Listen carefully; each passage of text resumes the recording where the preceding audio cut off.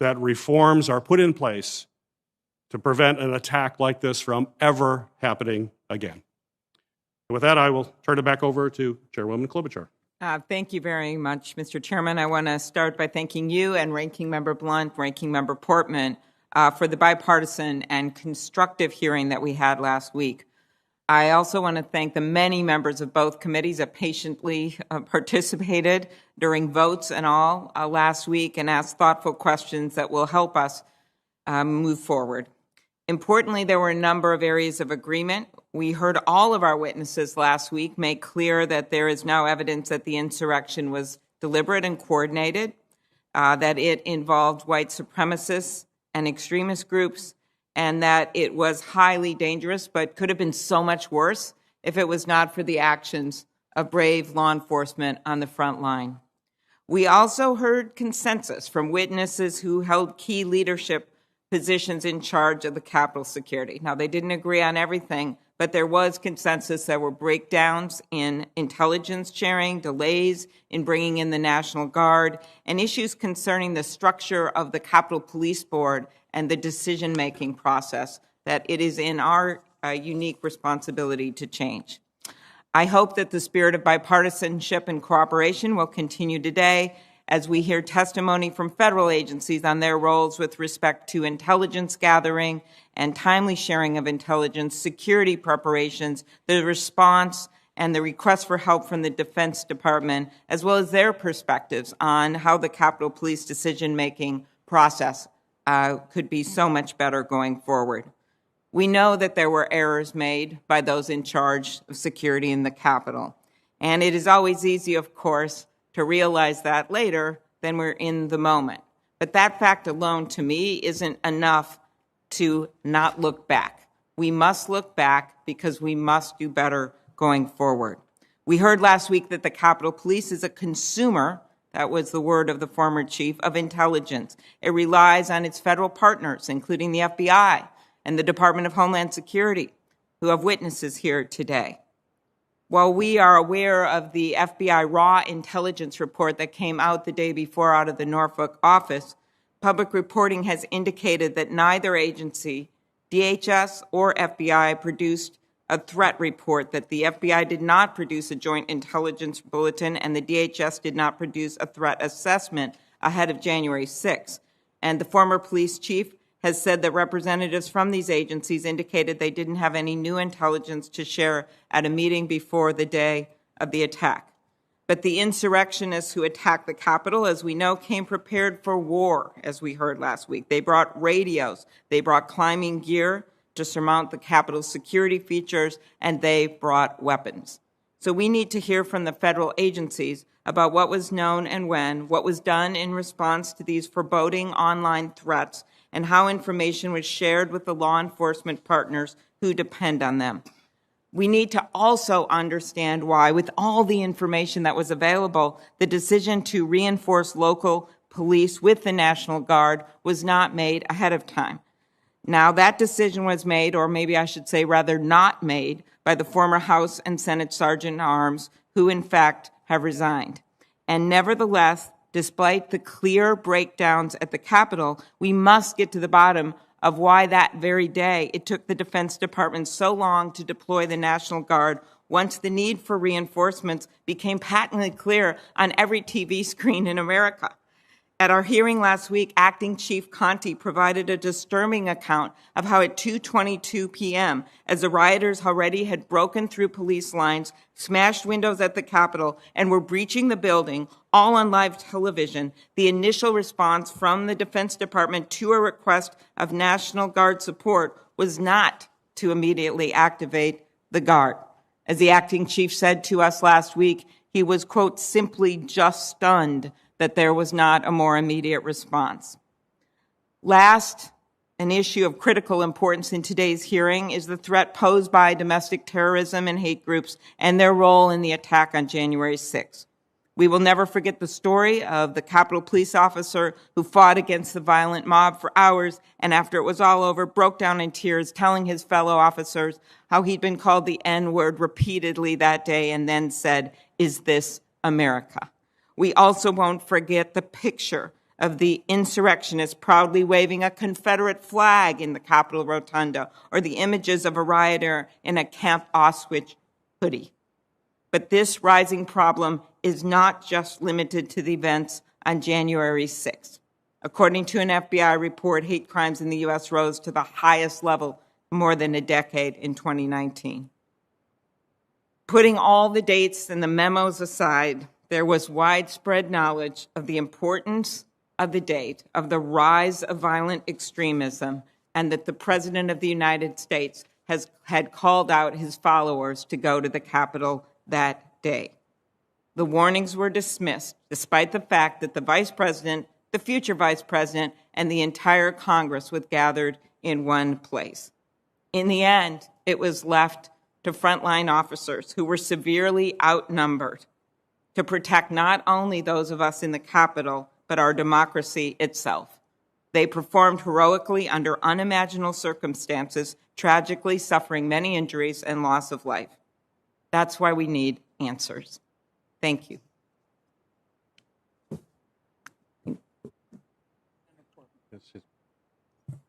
Thank you, Senator Klobuchar and Senator Peters, Ranking Member Blunt, for the way you all have approached this process. It's important that we keep it bipartisan, I would even say nonpartisan, and I hope that our review continues to set politics aside and focus on the facts, what happened that day, and how can we avoid it happening again. I want to begin by expressing again my gratitude to law enforcement, and National Guard is represented here today from all over the country. They're National Guard here in the Capitol still, and we appreciate them. We appreciate the fact that law enforcement put their safety on the line to safeguard democracy, and also to protect us. And we will never forget that. We owe it to those law enforcement personnel and those National Guard and to all Americans to take a hard look at these security failures.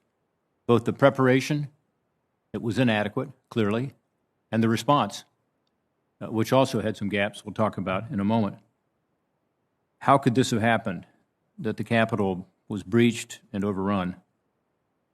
We got some answers last week at our first joint hearing on the Capitol. I agree with what Senator Klobuchar just said, that it was a constructive first hearing. I thought it was productive, and I thought we were able to get some good information.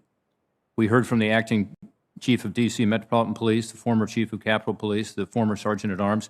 What was good is that we heard from the people who were actually responsible on that day for making decisions. I'm concerned that today we're not going to be hearing from the Department of Defense officials who were actually in place at the time making the decisions.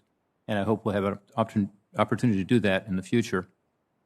At last week's hearing, we learned a number of things. We learned that Capitol police officers were not prepared to respond to an attack like the one we experienced on January 6th. They were not given the appropriate training or equipment necessary to protect the Capitol complex, but also to protect themselves.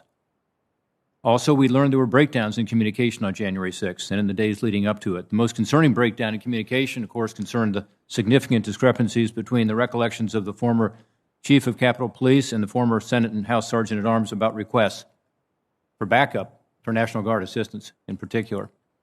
Each testified under oath to a different version of requests of events.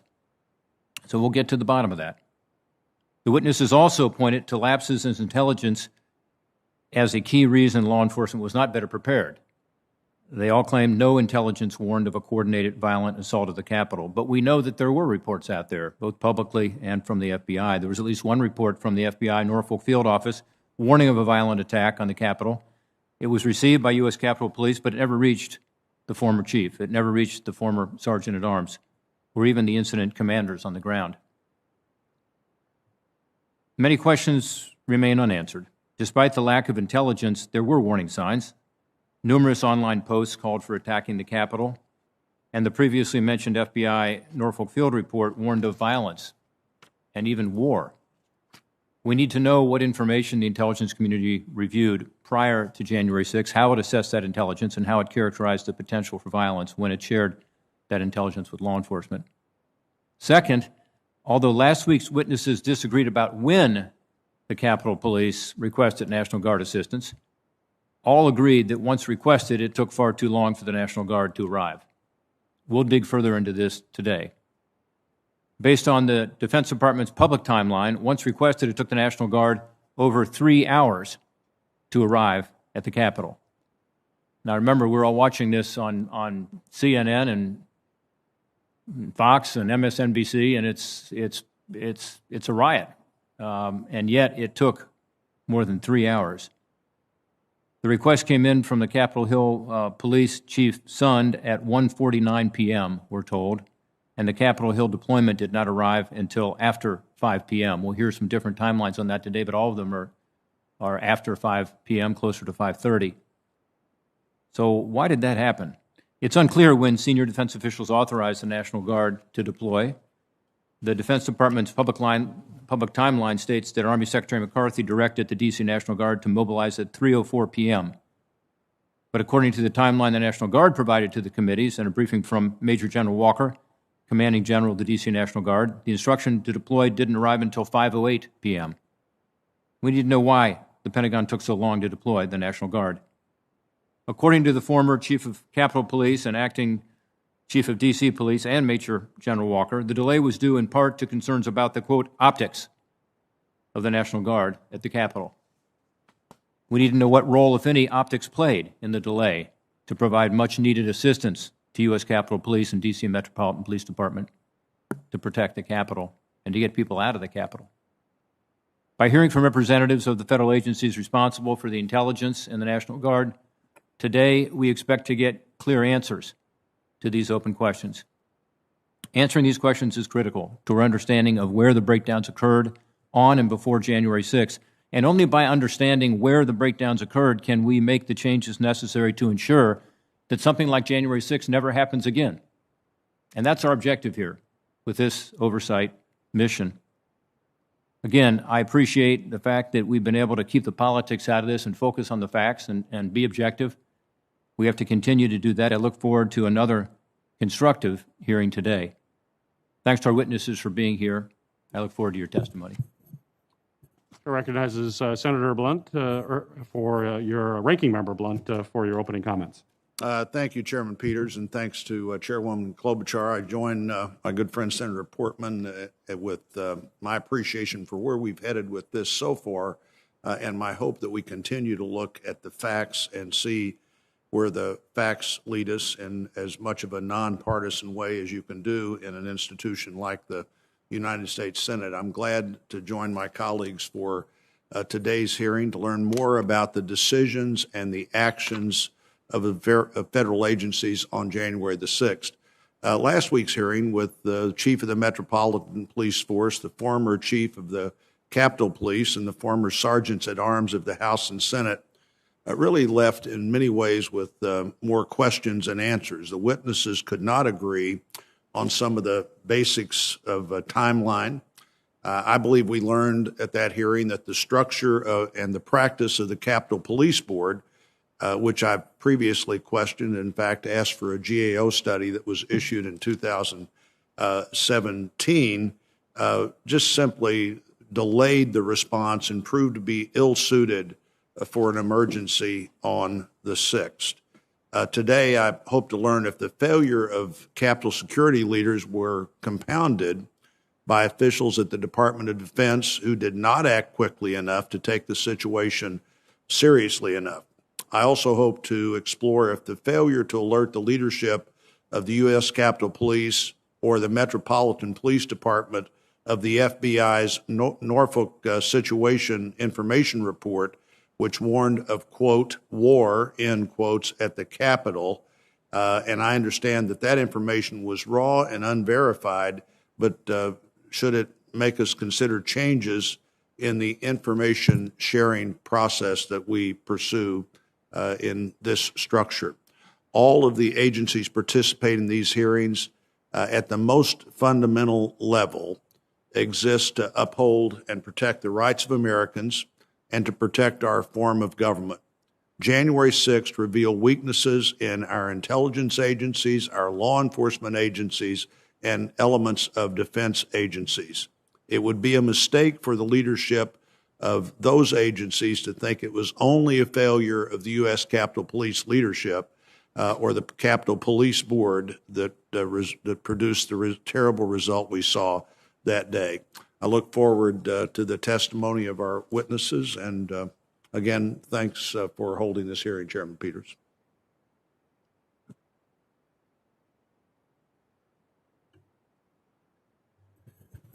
It's now my privilege to introduce each of the witnesses that we will be hearing from here today. And again, thank you for your willingness to be with us.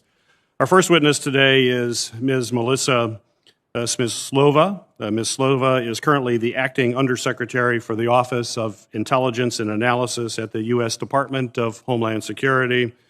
Ms. Slova is the Principal Advisor to the Secretary of Homeland Security and the Deputy Secretary of Homeland Security for coordinating with law enforcement officials and intelligence to respond to terrorism and other threats that the nation faces. She assumed this role on January 20th, 2021. Prior to that date, and on January 6th, Ms. Smyslova was the Deputy Undersecretary of the Office of Intelligence and Analysis.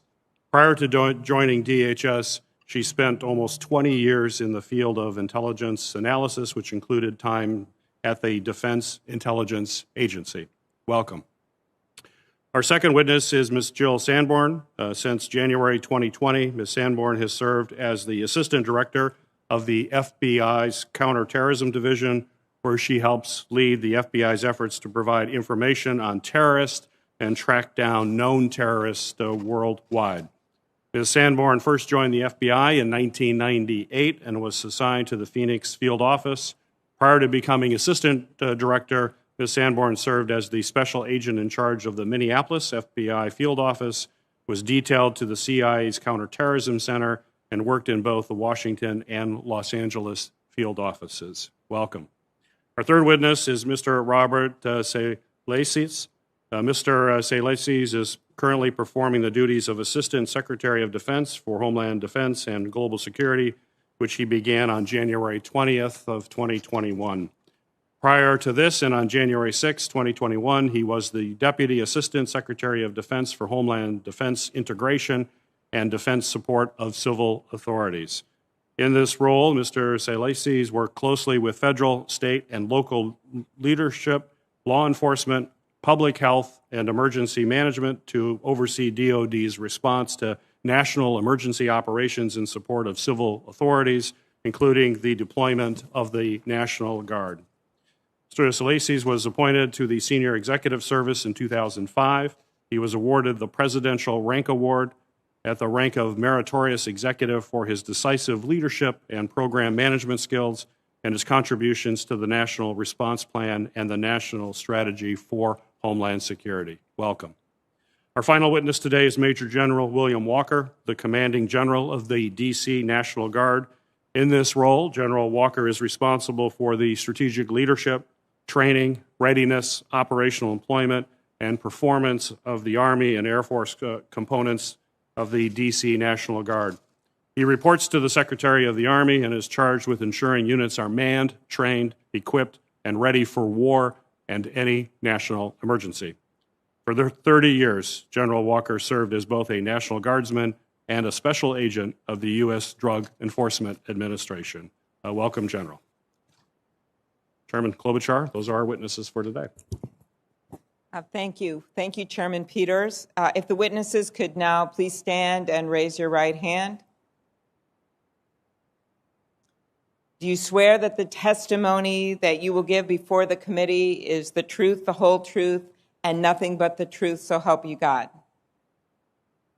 Thank you. You can be seated, and I'll turn it back over to Chairman Peters. I think we will now begin with the questioning. What's that? Your statements. Oh, I'm sorry. Yes, I'm sorry.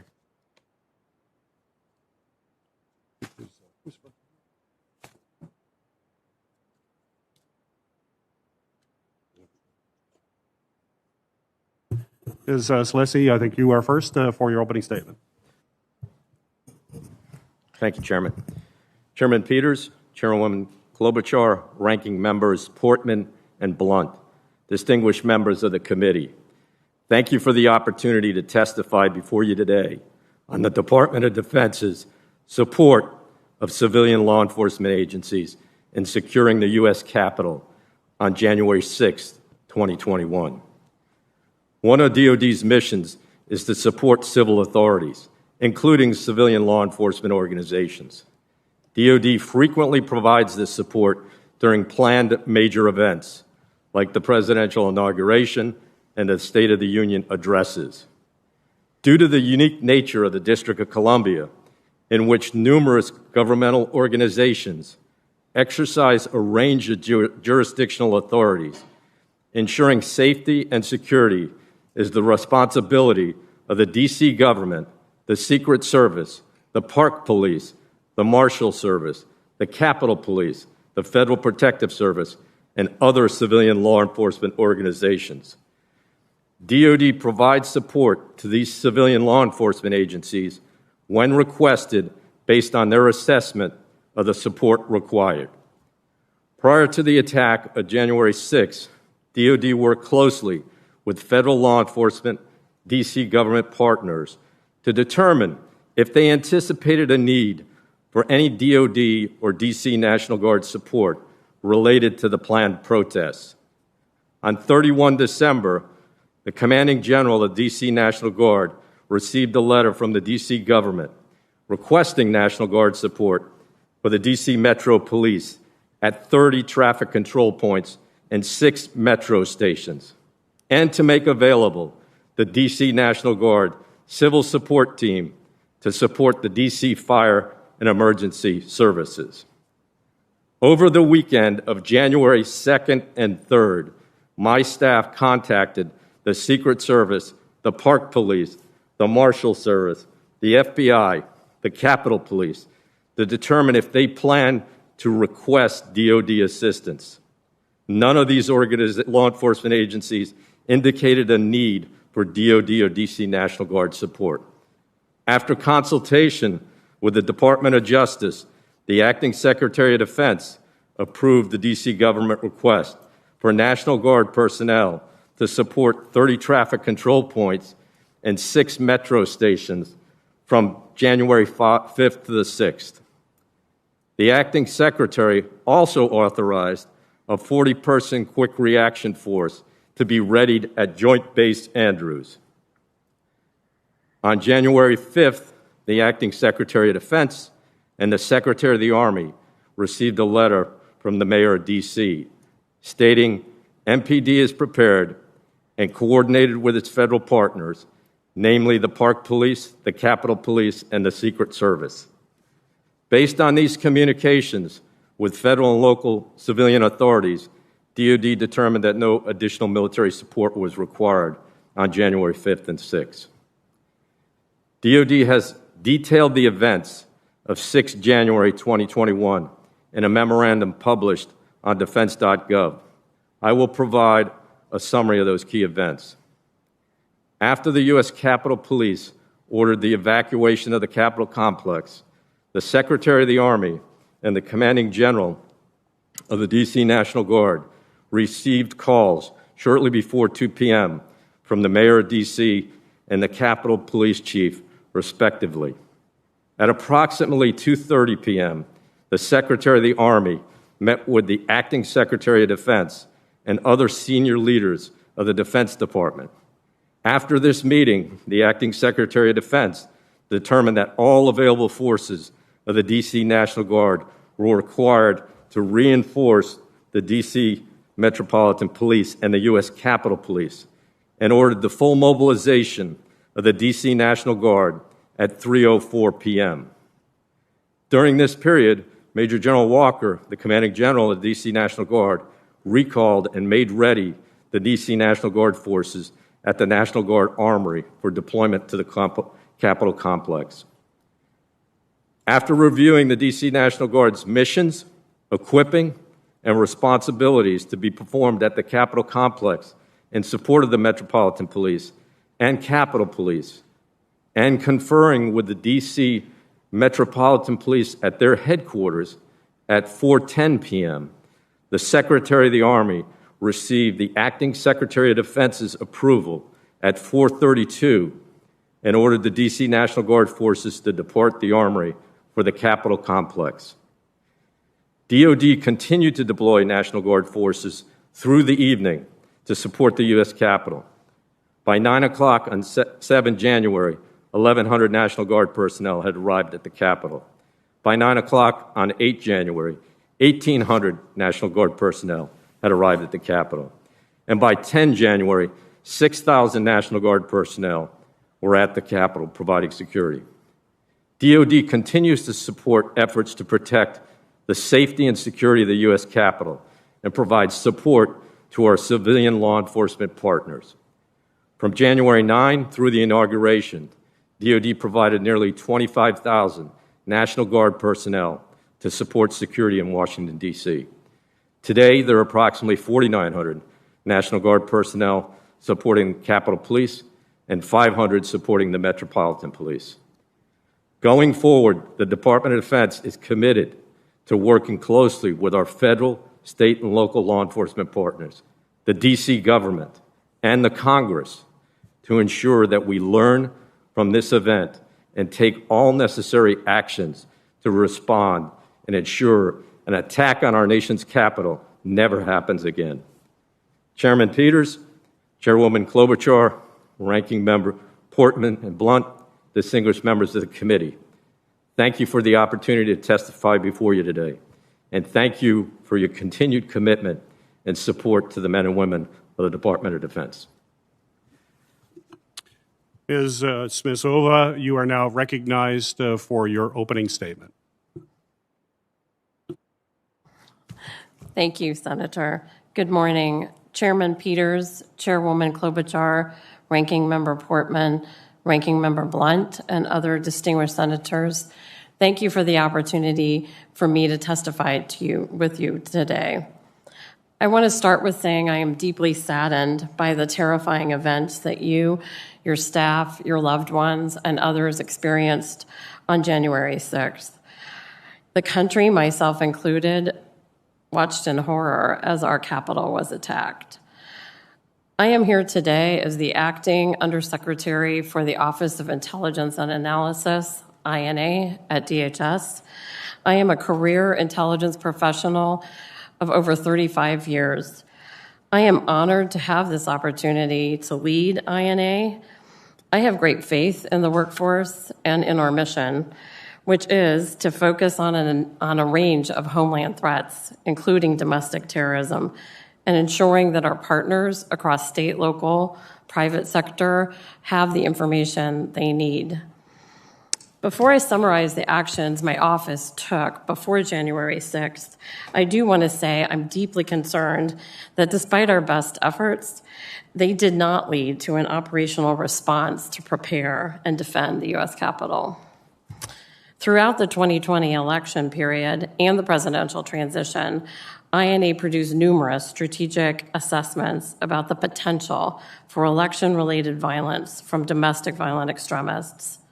In 15 unclassified assessments, INA discussed the heightened threat environment and the potential for domestic violent extremists to mobilize quickly and attack large gatherings or government buildings.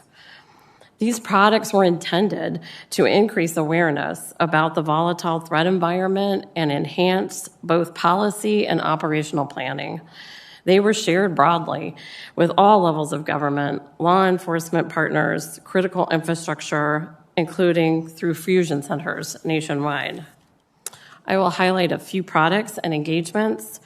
In August, INA published an assessment on physical threats stemming from the 2020 election, in which we assessed ideologically motivated violent extremists and other violent actors could quickly mobilize to threaten or engage in violence against election or campaign-related targets in response to perceived partisan and policy-based grievances. In October, DHS released its first publicly available Homeland Threat Assessment, which stated racially and ethnically motivated violent extremists, specifically white supremacists, would remain the most persistent and lethal threat in the homeland. The assessment also emphasized the breadth of the domestic violent extremist threat, including the heightened threats from election-related violence. A week before the attack, on December 30th, INA co-authored an intelligence product with the FBI and the National Counterterrorism Center, highlighting persistent threats to government facilities and law enforcement, noting the perceptions of the outcome of the election could mobilize some extremists to commit violence in the coming months. Additionally, INA proactively conducted briefings and stakeholder calls before and after the election and leading up to January 6th to share that information. Moving forward, I want to underscore the department is prioritizing combating domestic terrorism.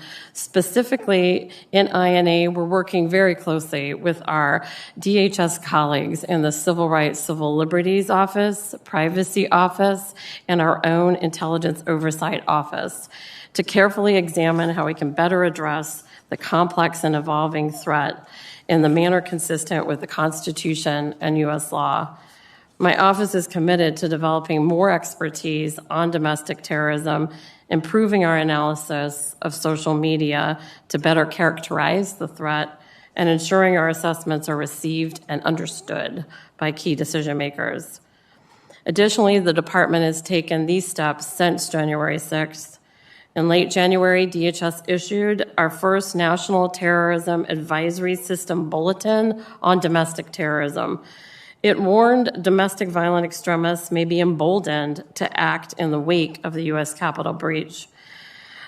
Domestic violent extremists, which span a diverse set of ideological actors, including racially and ethnically motivated extremists, will continue to exploit lawful, constitutionally protected protests and other events to pursue criminal behavior and commit acts of violence.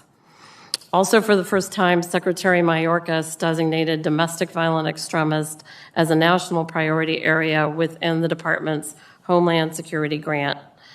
Let me close by saying my colleagues in INA and across DHS are unwavering in our commitment to ensuring the department is well positioned to combat this evolving threat and protect the American people. Thank you for your opportunity to appear before you today. I welcome your questions. Thank you. Ms. Sanborn, you're now recognized for your opening comments.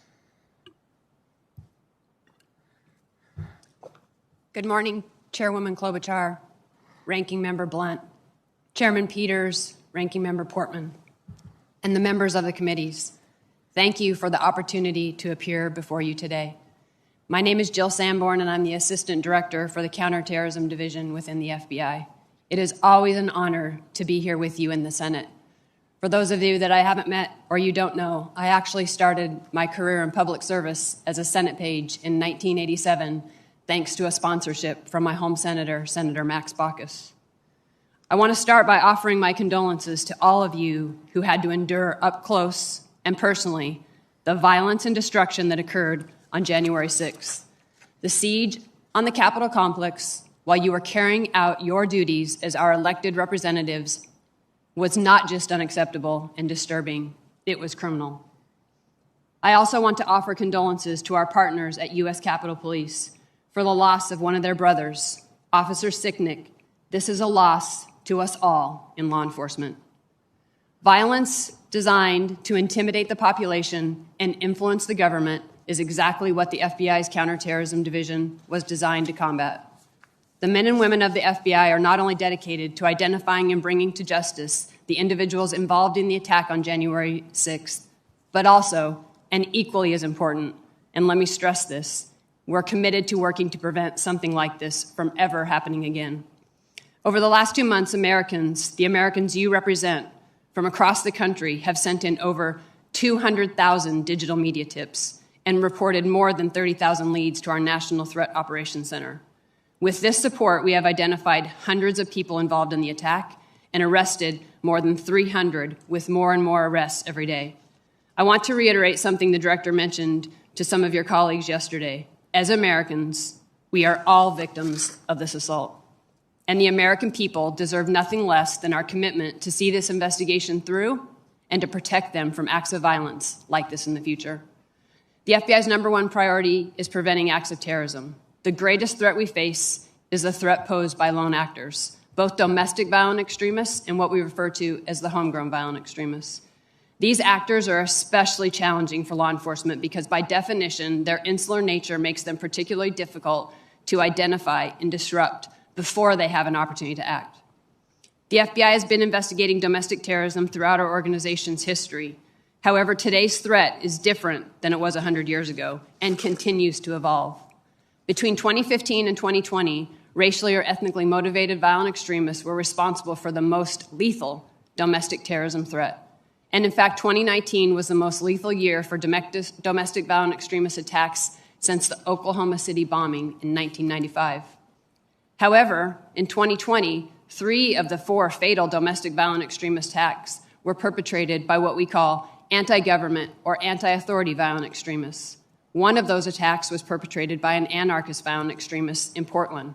And in fact, this was the first fatal anarchist violent extremist attack in over 20 years. 2020 also marked the first year since 2011 that there were no fatal attacks committed by the racially or ethnically motivated violent extremists advocating for the superiority of the white race. I think all of those explain how the threat is persistent and evolving. Looking forward, we assess the domestic violent extremist threat will continue to pose an elevated threat of violence to the U.S. We expect racially or ethnically motivated violent extremists and anti-government, anti-authority violent extremists will very likely pose the greatest domestic terrorism threats throughout 2021, and in fact, leading into 2022. Regardless of the specific perpetrator, the domestic terrorism threat remains persistent, and that is why we must remain focused on countering it. I want to take this opportunity to re-emphasize that the FBI's mission to uphold the Constitution and protect the American people is both dual and simultaneous and not contradictory. One does not come at the expense of the other. That said, when a person crosses the line from expressing beliefs to violating federal law and endangers the communities we serve, we aggressively pursue those threats. Before closing, I want to mention the importance of partnerships in the counterterrorism fight. We simply cannot be successful without them. Our investigations and disruptions rely on these partnerships, and they represent American lives saved in communities around the United States. For instance, in fiscal year 2020 alone, your JTTFs across the United States arrested 235 terrorism subjects. We also continue to expand our partnerships in academia, private sector, and within the communities we serve. This is critical because nearly half of our cases are predicated on tips and leads from the community and our law enforcement partners. We in law enforcement cannot and will not tolerate individuals who use the First Amendment as a guise to incite violence. That's true now, as we work hard to hold those accountable involved in the events on January 6th, just as it was last summer when individuals exploited peaceful protests as cover for their own violence and destruction. When violent extremists utilize explosive devices, attack government facilities and businesses, or target law enforcement officers, the FBI investigates those unlawful acts, regardless of the underlying ideological motivation. At the FBI, we work every threat with the same level of rigor and dedication, and that's what I hope you take away from my testimony today. Thank you again for an opportunity to talk with you about the hard work our folks and our partners are doing every day to keep the country safe. We are grateful for the support that you have provided and continue to provide the men and women of the FBI. I look forward to answering any of the questions you may have. Thank you. General Walker, you are now recognized for your opening statement. Good morning, Chairman Peters, Chairwoman Klobuchar, Ranking Members Portman and Blunt, and members of the committees. I am Major General William Walker, the Commanding General for the District of Columbia National Guard, affectionately known as Capitol Guardians. I appreciate the opportunity to appear before you today to discuss the events of January 6th, a dark chapter in our nation's history.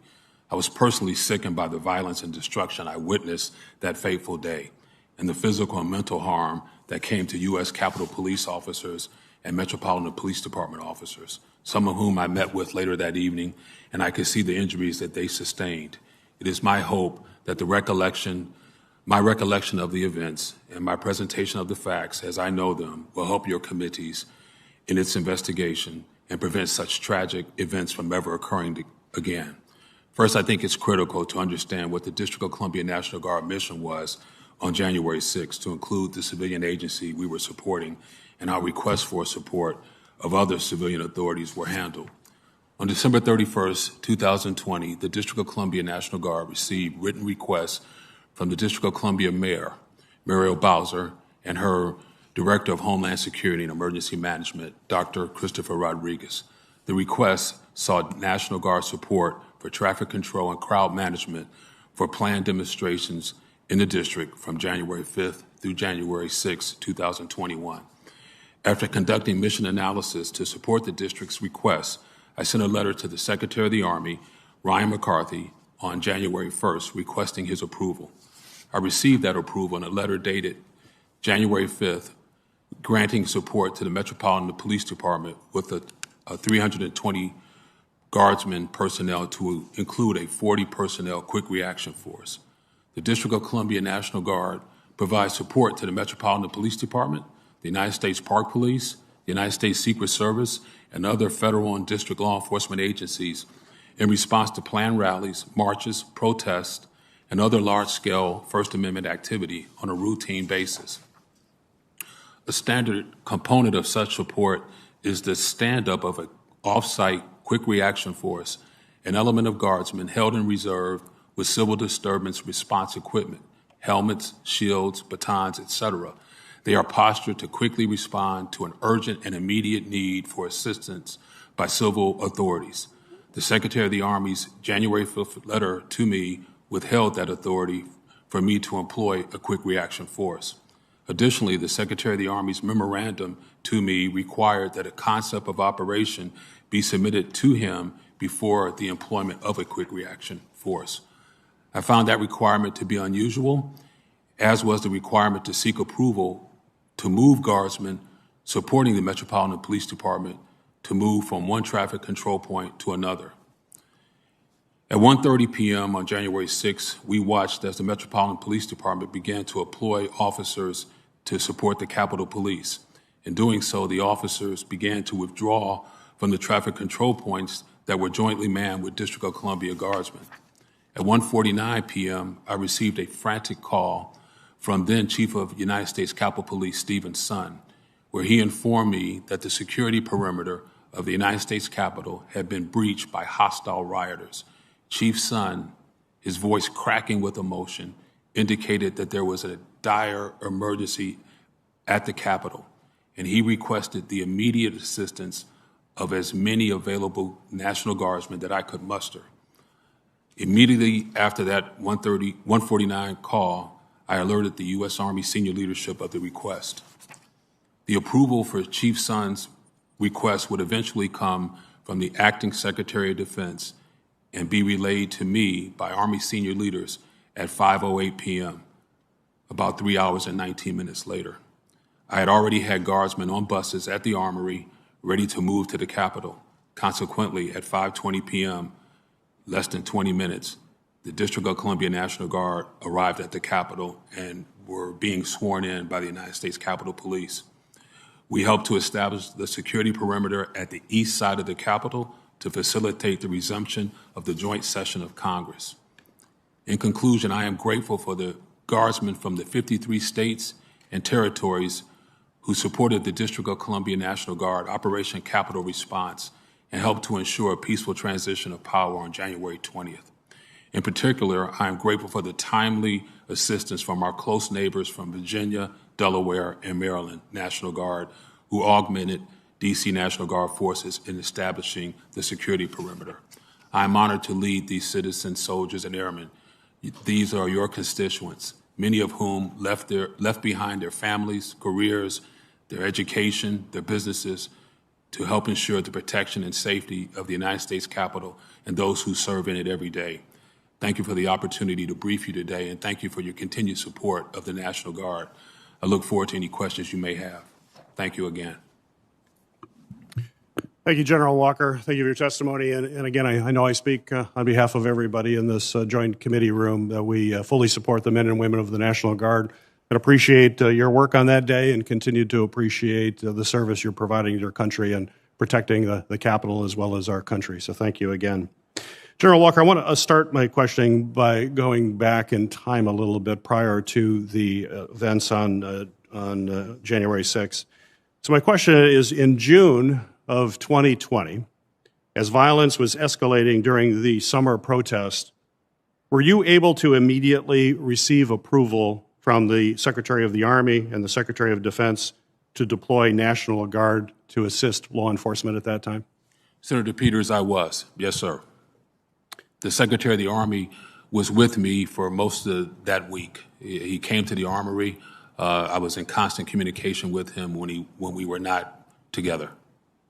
So you were immediately able to receive approval in June of 20.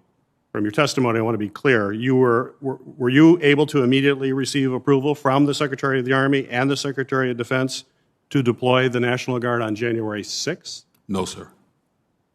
In your opening remarks, you said that a January 5th memo was unusual. Could you explain to the committee why it was unusual and what was the impact of the memo that you received on January 5th?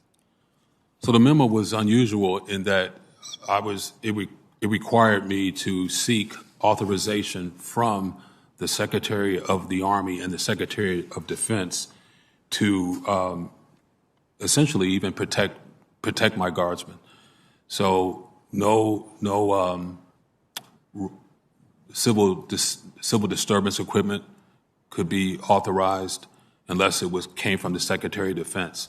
Now, the Secretary of the Army, to his credit, did tell me that I could have force protection equipment with the guardsmen. So we did have helmets, shin guards, vest. We did have that with us, but that came from the Secretary of the Army. The Secretary of Defense told me I needed his permission to escalate to have that kind of protection. That kind of protection, even though you would be engaged in force protection, that to protect your men and women, before you could do that, you would have to get approval from the Secretary of Defense? The memo from the Secretary of Defense made clear that I needed his permission to have, so what it says, without my personal authorization, the District of Columbia National Guard is not authorized the following: to be issued weapons, ammunition, bayonets, batons, or ballistic protection equipment such as helmets and body armor. Now, again, to be clear, the Secretary of the Army told me to go ahead and issue that equipment. So we never were going to have weapons or ammunition, and we no longer have bayonets. But we do have ballistic protection equipment, helmets, body armor. And so I did have that with each guardsman. Thank you, General. So, but that was unusual, as you mentioned, to have that kind of request. You were on the January 6th phone call at 2:30 that we heard from our previous hearing, where the Chief of Capitol Police was making an urgent appeal for help. And we heard that the D.C. Metro Police Chief said it was a tepid response. He was shocked by it. What happened on that call? What was your recollection of the call, and were the assessment of the two individuals I mentioned, was that your assessment as well? Yes, sir. So that call came in. It was we actually helped facilitated the deputy mayor from the District of Columbia and Dr. Rodriguez, Chief Conte, Chief Son later joined the conversation, and we dialed in the senior leadership of the U.S. Army. And at that time, Chief Conte and Chief Son passionately pleaded for District of Columbia National Guard to get to the Capitol with all deliberate speed. So the Army senior leaders did not think that it looked good, it would be a good optic. They further stated that it could incite the crowd. So their best military advice would be to the Secretary of the Army, who could not get on the call. So we wanted the Secretary of the Army to join the call, but he was not available. We were told that he was with the Secretary of Defense and not available. But the Army senior leadership expressed to Chief Conte, Chief Son, Dr. Mitchell, the deputy mayor, and others on the call that it would not be their best military advice to have uniformed guardsmen on the Capitol. So during the call, you're saying that optics was raised on that call specifically. So I want to go back to the question I started. You said that you were able to get immediate authorization in the summer of 2020 during those protests. General Walker, was the issue of optics ever brought up by Army leadership when the D.C. National Guard was deployed during the summer of 2020? Was that discussed? It was never discussed the week of June. It was never discussed July 4th when we were supporting the city. It was never discussed August 28th when we supported the city. Did you think that was unusual? I did. So let's put in context. You, in your opening statements, you mentioned the National Guard troops that were ready to go. You had them back at the Armory. How many folks were in the Armory ready to go once the order was given, and at what time were they ready to go? So I had them ready to go shortly after the phone call. So I brought, at 1500, I directed that the quick reaction force that was based at Andrews Air Force Base leave the base, get to the Armory at all deliberate speed. I had a police escort bring them to the Armory. They returned to the Armory in about 20 minutes. So we had them sitting there waiting. And then in anticipation of a green light, a go, we put guardsmen on buses. We brought them inside the Armory so nobody would see them putting on the equipment and getting on the buses. And then we just waited to get the approval. And that's why we were able to get to the Capitol in about 18 minutes. What time were they on the buses ready to go? Do you recall? Before 5 o'clock. But at 5 o'clock, I decided, hey, you know, there's got to be an approval coming. So get on the buses, get the equipment on, get on the buses, and just wait. And then a few minutes after that, we did get the approval. I was on a secure video conference when the Army leadership conveyed to me that the Secretary of Defense had authorized the employment of the National Guard at the Capitol. So my timeline has 1708, 5:08 p.m. is when we wrote down that we had approval, and that was about 8 people in the office with me when I got that. How many guardsmen were ready? You said right immediately, earlier in the afternoon. About 155. So you could have sent 155 much, much earlier. What would have been the impact of sending those 155 right around that 2 o'clock time frame? Well, based on my experience with the summer, and I have 39 years in the National Guard. I was in the Florida Guard, Hurricane Andrew. I've been involved in civil disturbances. So I believe that number could have made a difference. We could have helped extend the perimeter and help push back the crowd. Ms. Sanborn and Ms. Smyslova, last week we heard from former law enforcement officials who stated that a lack of intelligence reporting was the main reason for Capitol Police not being fully prepared for the January 6th attack. So my question to both of you, yes or no, would you agree that the intelligence community failed to sufficiently identify the threat and warn the Capitol Police of a plot to breach the Capitol, that a plot that was planned in public and announced in advance in a number of open sources? I think this is on. I'll start. I wouldn't necessarily categorize it that way, sir, but I will tell you, I think you've heard us say before, there's not an agent that wouldn't want more tools in their toolbox.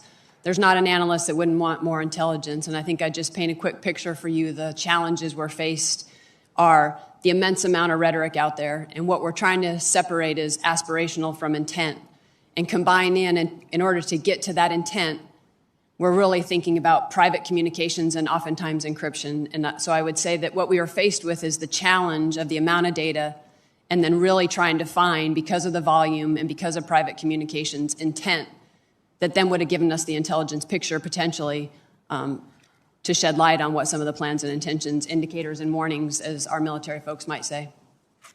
Ms. Smyslova, quickly, please. Yes, sir. I will defer to you, Senator, your colleagues, and other oversight entities such as this one to actually determine what went wrong on January 6th. I don't feel I'm empowered or have enough information to declare whether or not this is an intelligence failure. I do know, however, it was not a success, and we will do everything we can to make sure that what we know is better distributed and understood by our partners, and to echo the Bureau's point, we will also do more to better understand how we can identify the next steps that we see in social media with this particular threat. Well, clearly, we have to do a much better job, and I'm sure this will be explored in depth in questioning from my colleagues here. Chairwoman Klobuchar. Thank you very much, Chairman. I want to start by asking you the same questions I asked our witnesses last week, and that is that based on what you know now, including the recent Justice Department indictments, do you agree there is clear evidence that supports the conclusion that there was those who planned and coordinated the attack on the Capitol on January 6th? Does everyone agree with that? Yes, no? We are seeing indications from our charging documents of people that coalesced together before and made some plans. Okay, so everyone is a yes on this? Do someone want to say if they're a no? I don't want to call on everyone. Are you all a yes? Yes, ma'am. Okay. Okay. Then would you agree that it involved white supremacists and extremist groups, the planning? Is everyone a yes on that? Ma'am, I'd just say that we're seeing a wide range of involvement and still a lot left to be identified, right? A lot of these. No, does it involve white supremacists? And that's what I'm asking. Some. Extremist group. Some. And was the events not planned by Antifa? At this point, we have not identified a specific individual that we've charged associating or self-identifying with Antifa. Okay, thank you. And would you all agree that what happened was a highly dangerous situation that had the potential to be much worse if it wasn't for the heroic actions of the frontline officers? Yes. Yes. Yes. Thank you. All right. General Walker, I'm going to start with you. I wasn't going to start here, but I am after what I just heard. So Chief Conte had said that he was stunned at the response from the Department of the Army when former Police Chief Sund requested assistance from the Guard. What's your reaction to what Conte said? Were you frustrated on that call as well? Yes, I was. Senator Klobuchar, I was frustrated. I was just as stunned as everybody else on the call. And I understand, and correct me if I'm wrong, that with the National Guard, it is much better to prepare them and call them into action and have a plan, which I know that I heard from Mr. Celestis that people tried to do. They called the chief, they called people and said, you want to have the Guard mobilized. And there was a discussion between you and Sund leading up to January 6th in which this was discussed, and you didn't get a clear direction to have them mobilized. Is that correct? Yes, ma'am. So I talked to Chief Sund on Sunday. I talked to him Saturday and Sunday. We talk. We're friends. I've known him for a long time. So on Sunday, I asked him, are you going to request D.C. National Guard help? And if you do, I need it in writing. It has to be formal because the Secretary of Defense has to approve it. He told me he was not allowed to request a support. And I asked him if he wanted me to share that, and he said, no, I can't even ask you for the support, is what he told me.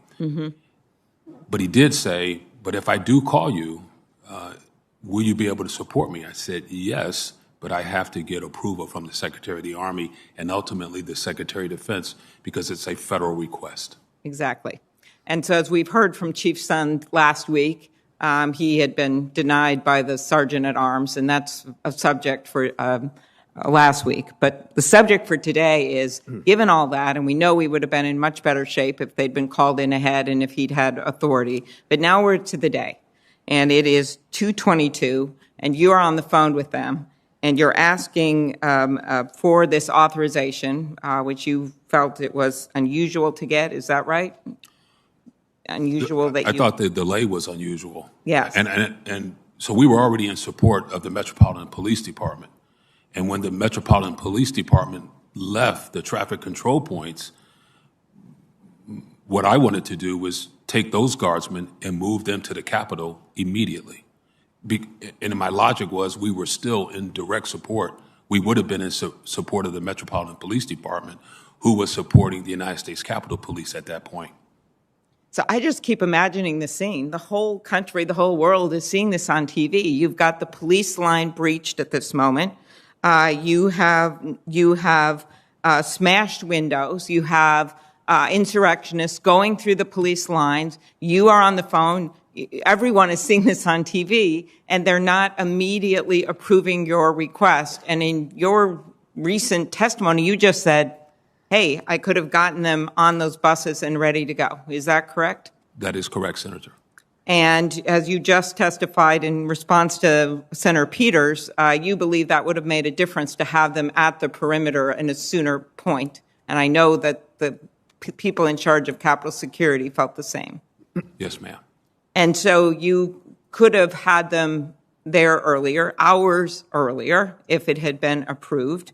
And then you had them on the bus. And so they were actually sitting on the bus for a short period of time, right, waiting because you thought, well, they've just got to honor the request. Is that how your head was working? So you actually put them on the bus so they were ready to go, but you couldn't let the buses go? Yes, Senator.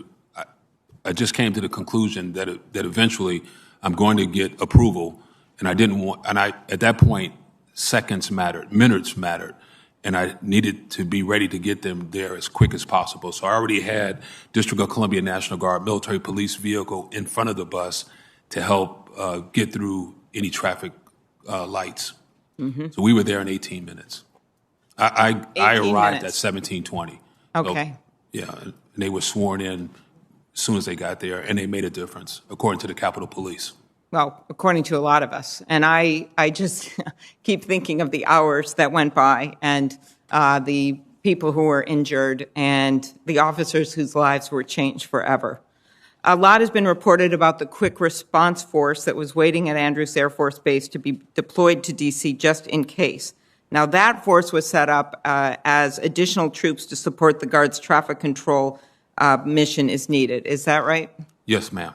And the quick response force couldn't be deployed to the Capitol immediately once the violence began because they were not outfitted for riot control. Is that right? No, ma'am. They were outfitted. So Yep. The quick reaction force was District of Columbia Air National Guard Security Forces Squadron.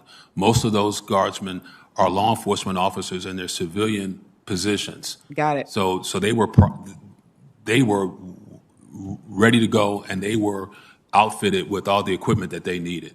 And they were out at Andrews. They were at Andrews. And I just took it upon myself to move them without permission. I just moved them to the armory so they would be closer as well. Okay. And who was on that conversation with you? You mentioned from the Defense Department. I know who was on there from the police in D.C. So Lieutenant General Michael Flynn, he was the chief. He was in charge of operations for the Army. The director of the Army staff was on the phone. Was on the call. Lieutenant General Pyatt. There were other senior civilian leaders from the United States Army and other high-ranking general officers were on the call as well. Okay. And do you remember who was mostly talking about the optics, the questions that Senator Peters asked you, and their concern about that? Yes. So during the phone call with the District of Columbia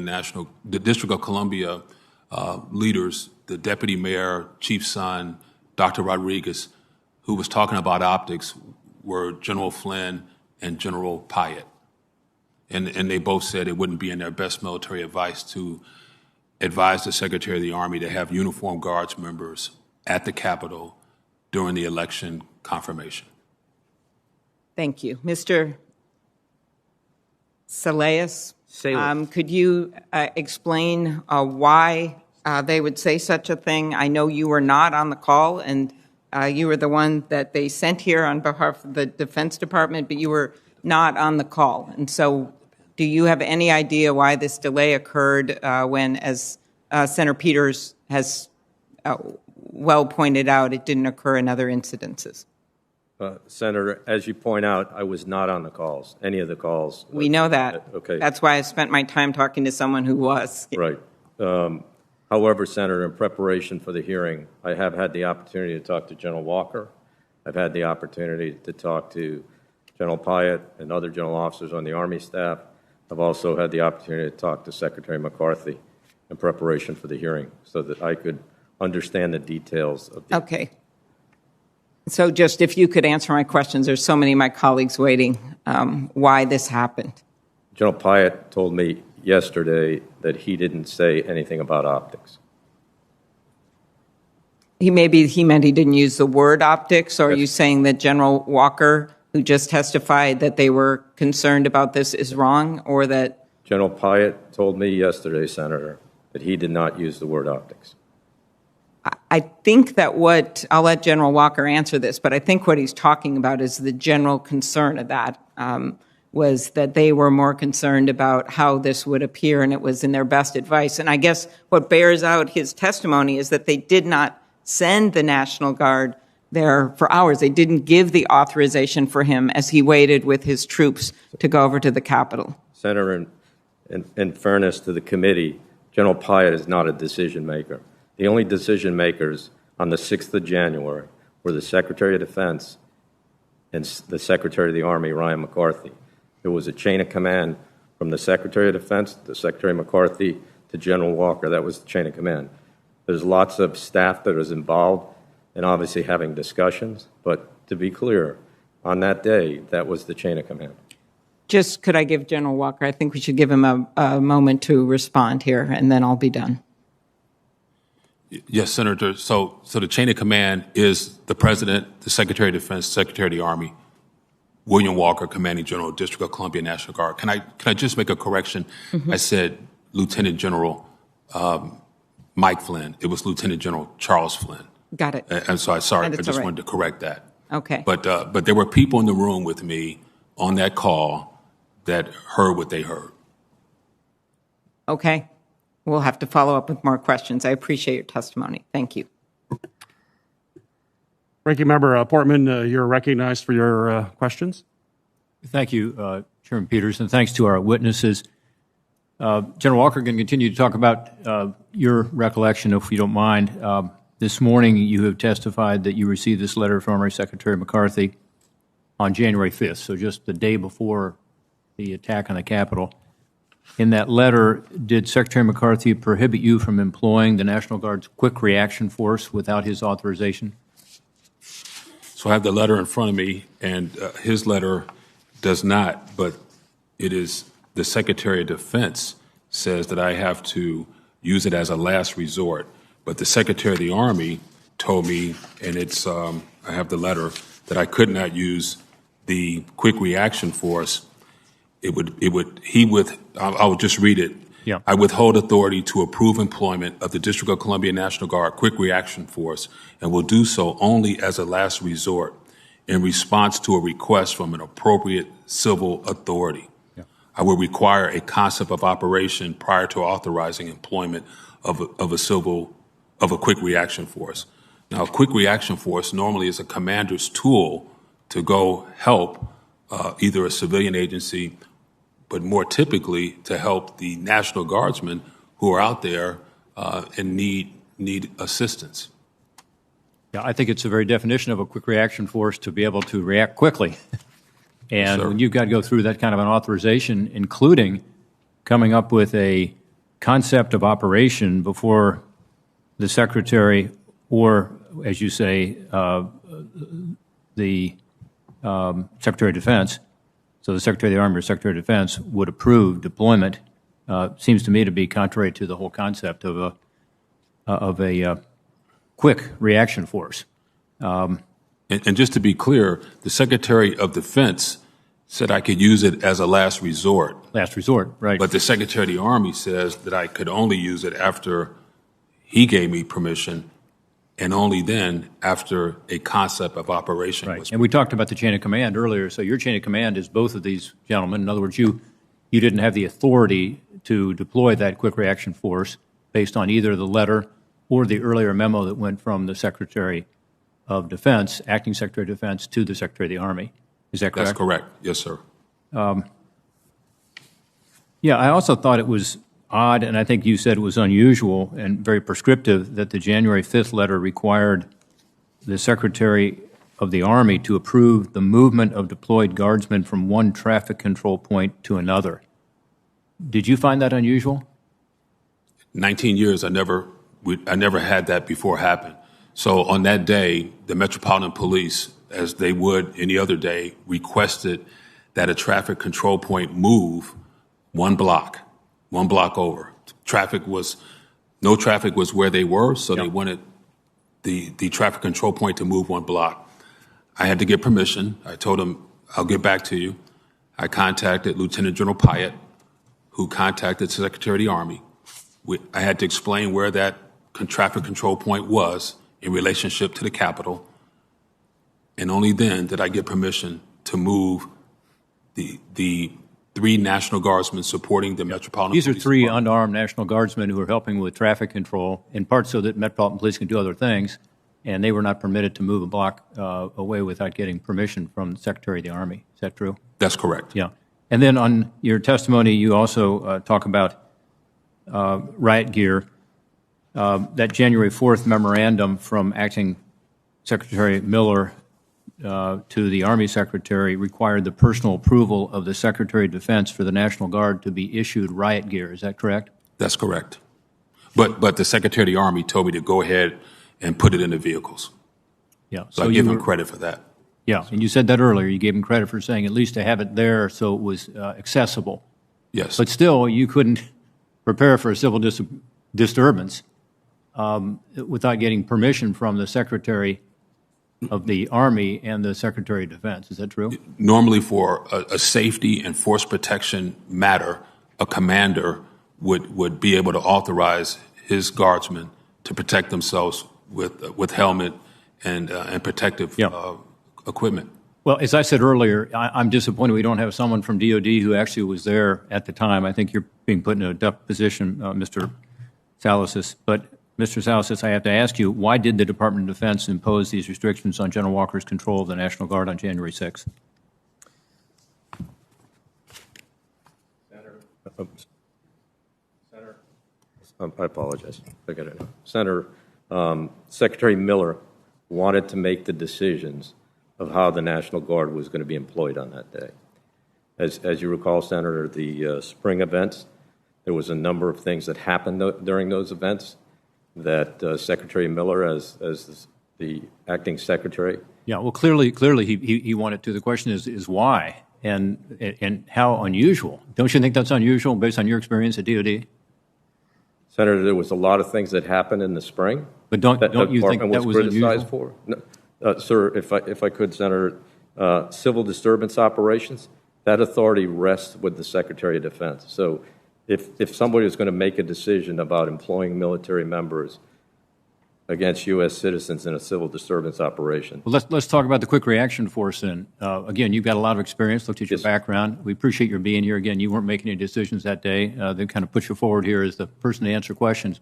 But based on your discussions with individuals, but isn't the purpose of a quick reaction force to quickly react to unfolding situations? Senator, it is designed to do that. Isn't requiring a pre-submitted concept of operations antithetical to the idea of enabling quick reaction? Again, Senator, I would call our attention to the quick reaction force that day was designed to respond to the traffic control points in the metro stations.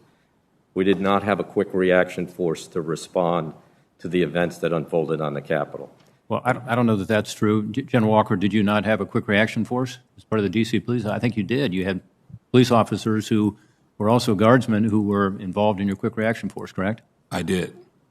And wouldn't they have been appropriate to respond to the attack on the Capitol? In my opinion, they would have been. I don't know. Look, I wish we had the people who were making the decision, Mr. Salasas, and I don't want to put you in this position, but you're all we've got in terms of talking to DOD today. In your opinion, did the attack on the Capitol constitute a last resort? The last resort, you mean an immediate response, sir? No. Remember, in the letter, it said only as a last resort. Do you think a last resort situation occurred when there was an attack on the Capitol? There was certainly a last resort situation that occurred, sir. So why did it take the Department of Defense so long to authorize the use of the National Guard, in particular, the use of the QFR? Senator, I can relay what I've obtained from my discussions with the personnel that were involved that day. And if you'd like to go through the timeline or just answer the question based on why the decision makers, in this case Secretary McCarthy, If we go through the timeline, clearly at 2:22 has been mentioned today. Secretary McCarthy at 2:30, as I pointed out in my oral statement, went down and saw Secretary Miller at 2:30. At 3:04, Secretary Miller made the decision to mobilize the entire National Guard. That meant that he was calling in all the National Guard members that were assigned to the D.C. National Guard. At 3:04, that decision was made. Between that period of time, between 3:04 and 4:10, basically, Secretary McCarthy had asked for, he wanted to understand, because of the dynamics on the Capitol lawn, with the explosives that obviously shots had been fired, he wanted to understand the employment of how the National Guard was going to be sent to the Capitol, what their missions were going to be. Were they going to be clearing buildings? Would they be doing perimeter security? How would they be equipped? He wanted to understand how they were going to be armed, because obviously shots had been fired.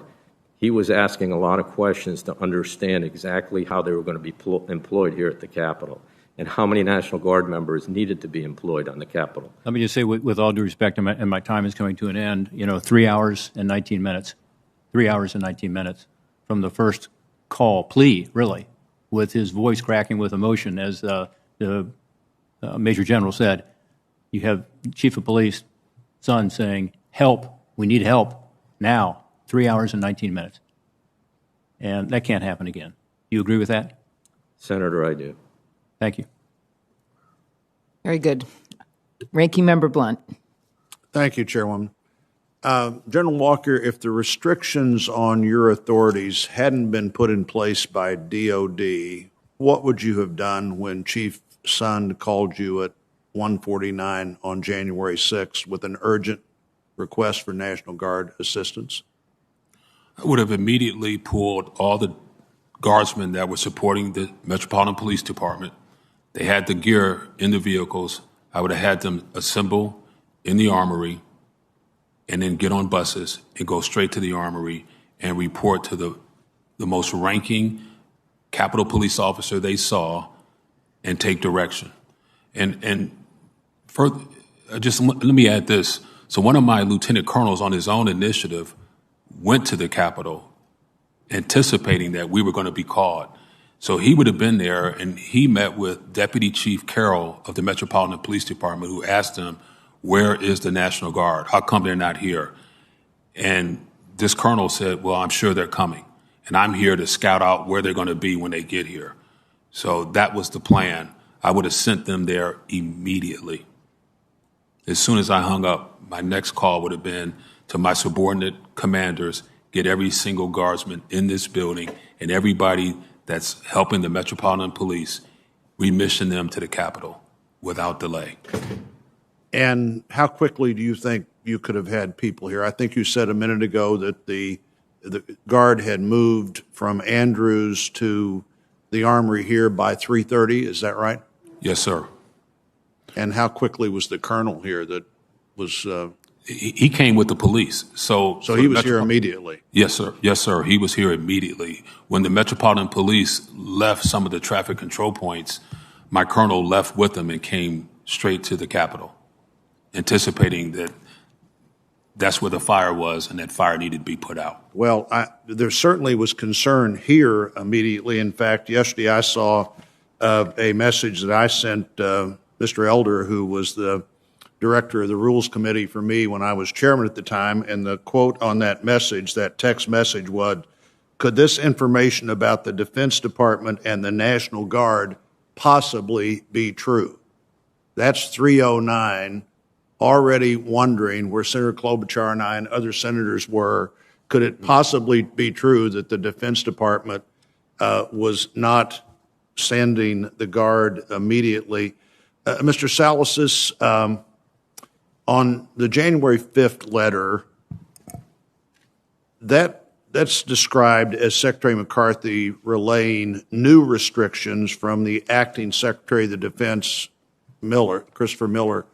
Would that be accurate? Would those be new instructions? And do you agree that General Walker had more flexibility before those instructions than he did after? I think that's a yes or no. Do you agree he had more flexibility before those instructions than he did after? That would be one question. And two, would it be fair to say those were new instructions or not? Sir, Senator, General Walker, in fairness to him, can't respond to a civil disturbance operation without the authority of the Secretary of Defense. So, absent these memos, General Walker would have had to get approval to respond to the Capitol through the Secretary of Defense. Well, let's talk about that approval process. I think you said it a minute ago to Senator Portman, if you'd like to go through the timeline. I assume you're talking about the Department of Defense timeline that I have in front of me. You mentioned 1504 as one of your reference points. At 1519 or 319, that timeline says the Secretary of the Army phone call with Senator Schumer and Speaker Pelosi about the nature of Mayor Bowser's request. Secretary of the Army explains Acting Secretary of Defense already approved full DC NG, full DC National Guard mobilization. Would that be right as of 319? That would be accurate, but if I could clarify what mobilization is. Let me go one step further, and I'll let you do that. At 1526, 326, Secretary of the Army phone call with Mayor Bowser and Metropolitan Police Chief relays that there is no denial of their request and conveys Assistant Secretary or Acting Secretary of Defense approval of the activation of full National Guard. So on your timeline, within 7 minutes, one is mobilization, the other is activation. Go ahead and explain what those two things mean. So, Senator, those words are being used interchangeably. What Secretary Miller did at 1504 on 6 January was authorize the mobilization or activation of the National Guard, the D.C. National Guard. All that does, sir, is provide for the National Guard to be called in from wherever their homes are to come to the Armory. That's what the mobilization activation order was. I wonder if that's what Senator Schumer and Speaker Pelosi thought it meant. Now, you can't answer that, only they could. And I also wonder if that's what Mayor Bowser thought it meant when they were told at 319 and 326 that the Guard has been mobilized and the Guard was being activated. I don't expect you to be able to answer what they thought. I know I would have assumed that meant the Guard was on the way unless I was specifically told, well, they're mobilized, but they really won't be there until we make a decision hours later. At 4:32, the Acting Secretary of Defense provides verbal authorization to remission D.C. National Guard to conduct perimeter and clearance operations. So that's 4:32. That's an hour and 10 or so minutes later. Is that the moment when the Guard was told they could move forward? Yes, Senator, it is. Do you agree with that, General Walker? No, sir. So I didn't get approval until a little bit after 5, and I got that from the Secretary of the Army. It was relayed to me. I never talked to Secretary of Defense Miller, and I didn't talk to the Secretary of the Army. Army senior leaders told me at about 5:08 p.m., that the Secretary of Defense has authorized our approval to support the Capitol. So, Senator, if I could, in fairness to General Walker, too, that's when the Secretary of Defense made the decision at 4:32. As General Walker has pointed out, because I've seen all the timelines, he was not told that till 5:08. How is that possible, Mr. Salazar? Do you think that the decision in the moment we were in was made at 4:32 and the person that had to be told wasn't told for more than half an hour after the decision was made? Senator, I think that's an issue. There was decisions that were being made, there was communications that needed to take place, and then there was actions that had to be taken. All of that was happening at simultaneous times by different individuals, and I think that part of the challenge is that some of the delayed communications probably put some of the challenges that we had that day. Well, I would think so. If you have to have the communication before General Walker and the National Guard can take the action, and the communication doesn't occur for over half an hour, it's a significant problem for the future if we don't figure out how the decision, the communication, and the action all happen as nearly to the same time as they possibly can. I agree, Thank Senator. you, Chairwoman. Thank you very much. Senator Hassan. Well, thank you very much, Chairwoman Klobuchar and Chair Peters and our ranking members Blunt and Portman for this hearing. And I want to thank all of our witnesses for being here today, and I want to thank you all for your service to our country. I want to start with a question for Ms. Myslova, please. It's about a topic that I asked about last week. The Secretary of Homeland Security has the authority to designate events with national significance as national special security events, and these designated events receive expanded federal support for event security. Factors used to determine national special security event designations include the attendance of U.S. officials, as well as the size and significance of the event. In our hearing last week, the former officials in charge of security here at the Capitol testified that DHS did not reach out to U.S. Capitol officials about designating January 6th joint session of Congress as a national special security event. So, Ms. Myslova, to your knowledge, did any Department of Homeland Security officials ever consider or recommend designating the January 6th joint session of Congress as a national special security event? Sorry. Thank you, Senator.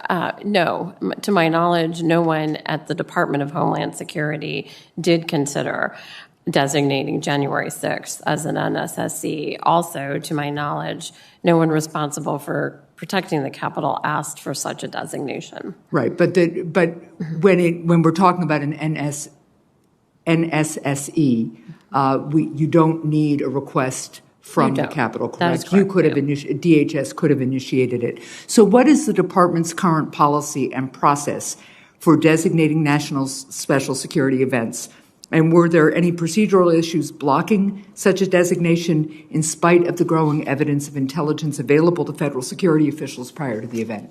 I'm sorry, Senator. I am running currently the Office of Intelligence and Analysis for DHS. We have a small role in the NSSE process, but I am not qualified to speak about the whole process. It's fairly complicated. I'm happy to have Secret Service reach out to you, ma'am, if you'd like me to follow up with that. Well, I think it's really important for us to understand what the processes are. We had, as has been pointed out, the vice president-elect, all members of Congress in one location at an event where there was clear intelligence that might turn violent, and there appears to have been no communication or effort by DHS to designate this in a way that would have had this security that we're now standing about stood up ahead of time in an effective way. So I look forward to following up with you on that. I want to turn to Ms. Sanborn now. According to a recent report, the FBI has currently charged 257 people associated with the events on January 6th.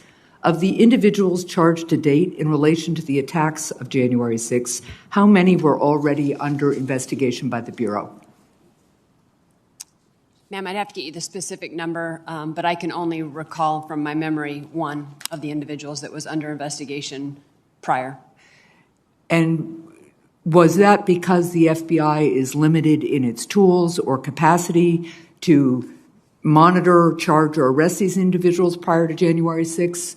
Was this a manpower issue? I'm just trying to understanding, looking back now, what might have made a difference in charging, in being able to move against some of those individuals sooner? Yeah, I think that's a great question. I think it's twofold. So it's the complexity of trying to gather the right intelligence that helps us predict indicators and warnings. And I spoke earlier about, while there's a volume out there of rhetoric, trying to figure out that intent is very challenging for us in the intel community because it happens on private comms and encryption. So that's one aspect.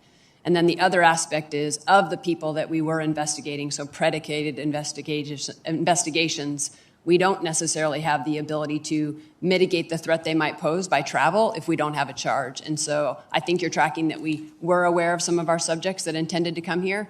we took overt action by going and talking them and trying to get them to not come, and that worked in the majority of our already predicated cases. Okay, thank you. I'd look forward to following up with the FBI more about that. I also have another question for you about the FBI's information sharing practices. On January 5th, the FBI Norfolk Field Office issued a report that some extremists were preparing to travel to Washington and commit acts of violence. That report eventually made it to a U.S. Capitol Police analyst, but it didn't make it to the former Capitol Police Chief, Mr. Sund. So I think it's important for us to understand whether this was a failure in information sharing policy or practice. What's the standard policy for disseminating reports like that? Yes, ma'am, that's a great question. I'd just like to segue into that part of the reason we were able to get that intelligence report from the Norfolk office is because we made it a national collection priority for all 56 field offices to collect whatever they could on the joint session as well as inauguration. And so when they collected that information, they did follow our normal process, and I think we heard yesterday from the director, and went above and beyond that process. So they documented it quickly within the situational information report, and they disseminated it 3 different ways: in writing, via email, verbally, and then also put it in what we call the LEAP portal, which is available to all state and local partners across the United States. So I'm trying to understand, though, how it didn't get elevated or communicated to the highest level. Who was the highest official in the FBI to be informed of the intelligence?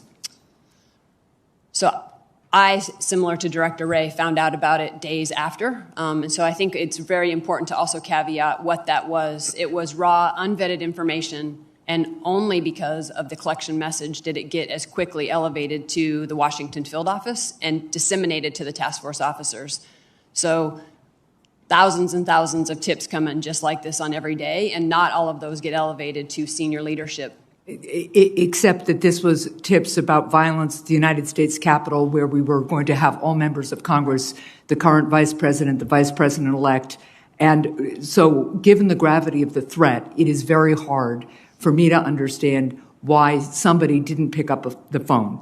And I'd like to understand, too, whether any of the following were informed of the intelligence: the president, the White House chief of staff, the attorney general of the United States, the speaker of the House, or the Senate majority leader. Not to my knowledge, ma'am, and I think you heard the director say this yesterday, and I echo it 100%. Anytime an attack happens, we're going back and we're going to figure out what we could have done better and differently. So I echo there's always processes that can be improved. Look, I will just say this, that one of the things before a major event that one should always do is figure out who the leadership is, and they should be talking twice a day on the phone for the week leading up at least. That's kind of standard practice, at least in the states that I'm familiar with. It's certainly standard practice for governors. And it is astounding to me that even if it's raw intelligence, given what the stakes were on January 6th, that kind of sharing wasn't routine and that it didn't happen. So I hope very much that we will look back at this and develop kind of standard operating procedures so that the leadership of security at the Capitol, the leadership of security in all the various agencies are sharing this kind of information person to person rather than relying on standard emails and the like. Thank you very much. I will say that's the purpose of the command post, but 100% echo your point, which is let's go back and figure out what we could do differently. Okay. Thank you. Thank you, Madam Thank Chair. you. Thank you, Senator Hassan. And for members of the Rules Committee, we're following the order set forth by the Homeland Security Committee, how they do their order. So if there's questions about that, that's how we're doing it today. And next is Senator Feinstein. Thanks very much, Madam Chairman. I'd like to ask this question. In August of 2017, DHS, Office of Intel and Analysis, and the Virginia Fusion Center issued a report days before the violent protests in Charlottesville, Virginia. The report warned that the protests could be among the most violent to date. It warned that anarchist extremists and white supremacist extremists are calling on supporters to be prepared for and to instigate violence at the 12 August rally. Now, this was very similar to what we saw in the lead up to the January 6th insurrection, when groups were actively planning to come to Washington and commit violence. Yet, there was no similar intelligence report by the Department of Homeland Security for this occasion. My question is why and what happened to change this procedure? Yes, Senator, thank you for that question. Before the election and then into the inauguration, INA did publish 15 separate unclassified reports that did discuss specifically that there was a heightened threat environment, that the threat could come from lone actors or small cells. We assessed that those that were motivated by concerns about the election and grievances associated largely with COVID-19 restrictions would also appear to be armed. And we also warned that they could transition quickly from a peacetime situation into a violent situation. I actually, in preparation for this hearing, did review all of those reports and was impressed with how well the team did. They were very well written and very specific. The point, Senator, is that we thought we had provided that warning. We did not have anything specific about an attack on the Capitol to occur on January 6th.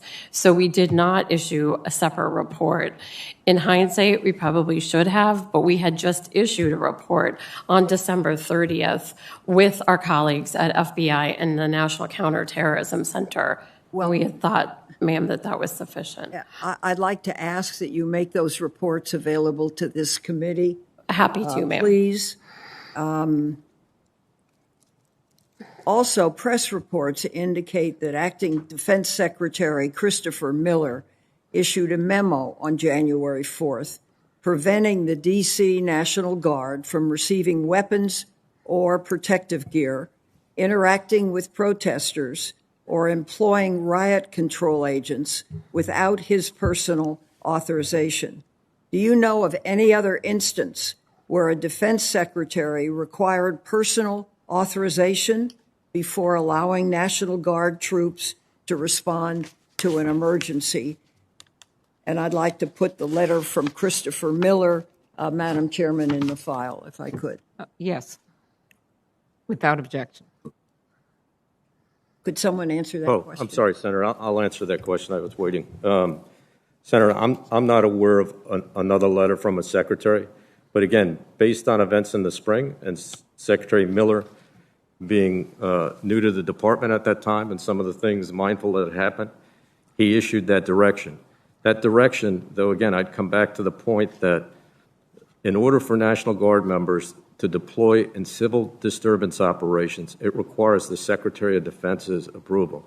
So just as to be clear, there is no ability for the military to respond without the Secretary's approval for civil disturbance operations. Well, if I may, Madam Chairman, I'm looking at a memo for Secretary of the Army, employment guidance for the District of Columbia National Guard, dated January 4, 2021, I received it, and it responds to a memorandum regarding the district's request for support for the planned demonstrations from January 5th to 6th, 2021, and you are authorized to approve the requested support subject to my guidance below, subject to consultation. And then it points out a number of things that are not authorized. So this letter of January 4, I'd like to be in the record because somewhere there's a problem here. And I've been listening carefully, trying to find out what the problem is, but there were certain reports that just were not issued, and they were of an intelligence nature. And I'm curious about finding out which ones essentially did what. So if you have any response to that, other reports, and could let this committee know, it would be appreciated. Yes, ma'am. Yes, ma'am, happy to do so. I think the key here is, and I think my DHS colleague mentioned this, is the intelligence we had articulated that we knew people were coming to the D.C. area. We knew there was a possibility they would come armed and potentially have conflict amongst themselves. What we lacked, and I think you heard this last week from all the folks that testified as well, none of us had any intelligence that suggested individuals were going to storm and breach the Capitol, and that was the intelligence that we lacked. Well, I think that remains to be seen, but I appreciate the comment, and I think that's what this committee has to look for and make a determination whether there was, in fact, adequate pre-question, pre-interest, and there is a record, and I thank you, Madam Chairman. Thank you. Senator Johnson, you're recognized for your questions. Thank you, Mr. Chairman. Before I get into my line of questioning for today's subject, Ms. Smyslova, I received, when I'm sitting here in the hearing, a press release from Capitol Police that said that we have obtained intelligence that shows a possible plot to breach the Capitol by an identified militia group on Thursday, March 4th. Is that a threat that you're aware of? Senator, we issued a bulletin last night, co-authored with the FBI, about extremists discussing March 4th and March 6th. Is that what you're referring to? It's a joint intelligence bulletin we released last night around, it was very late, midnight, I think. Yes. Okay. Well, again, so the threats are ongoing. Yes. General Walker, to review the timeline, at 1:49, Chief Sund contacted you.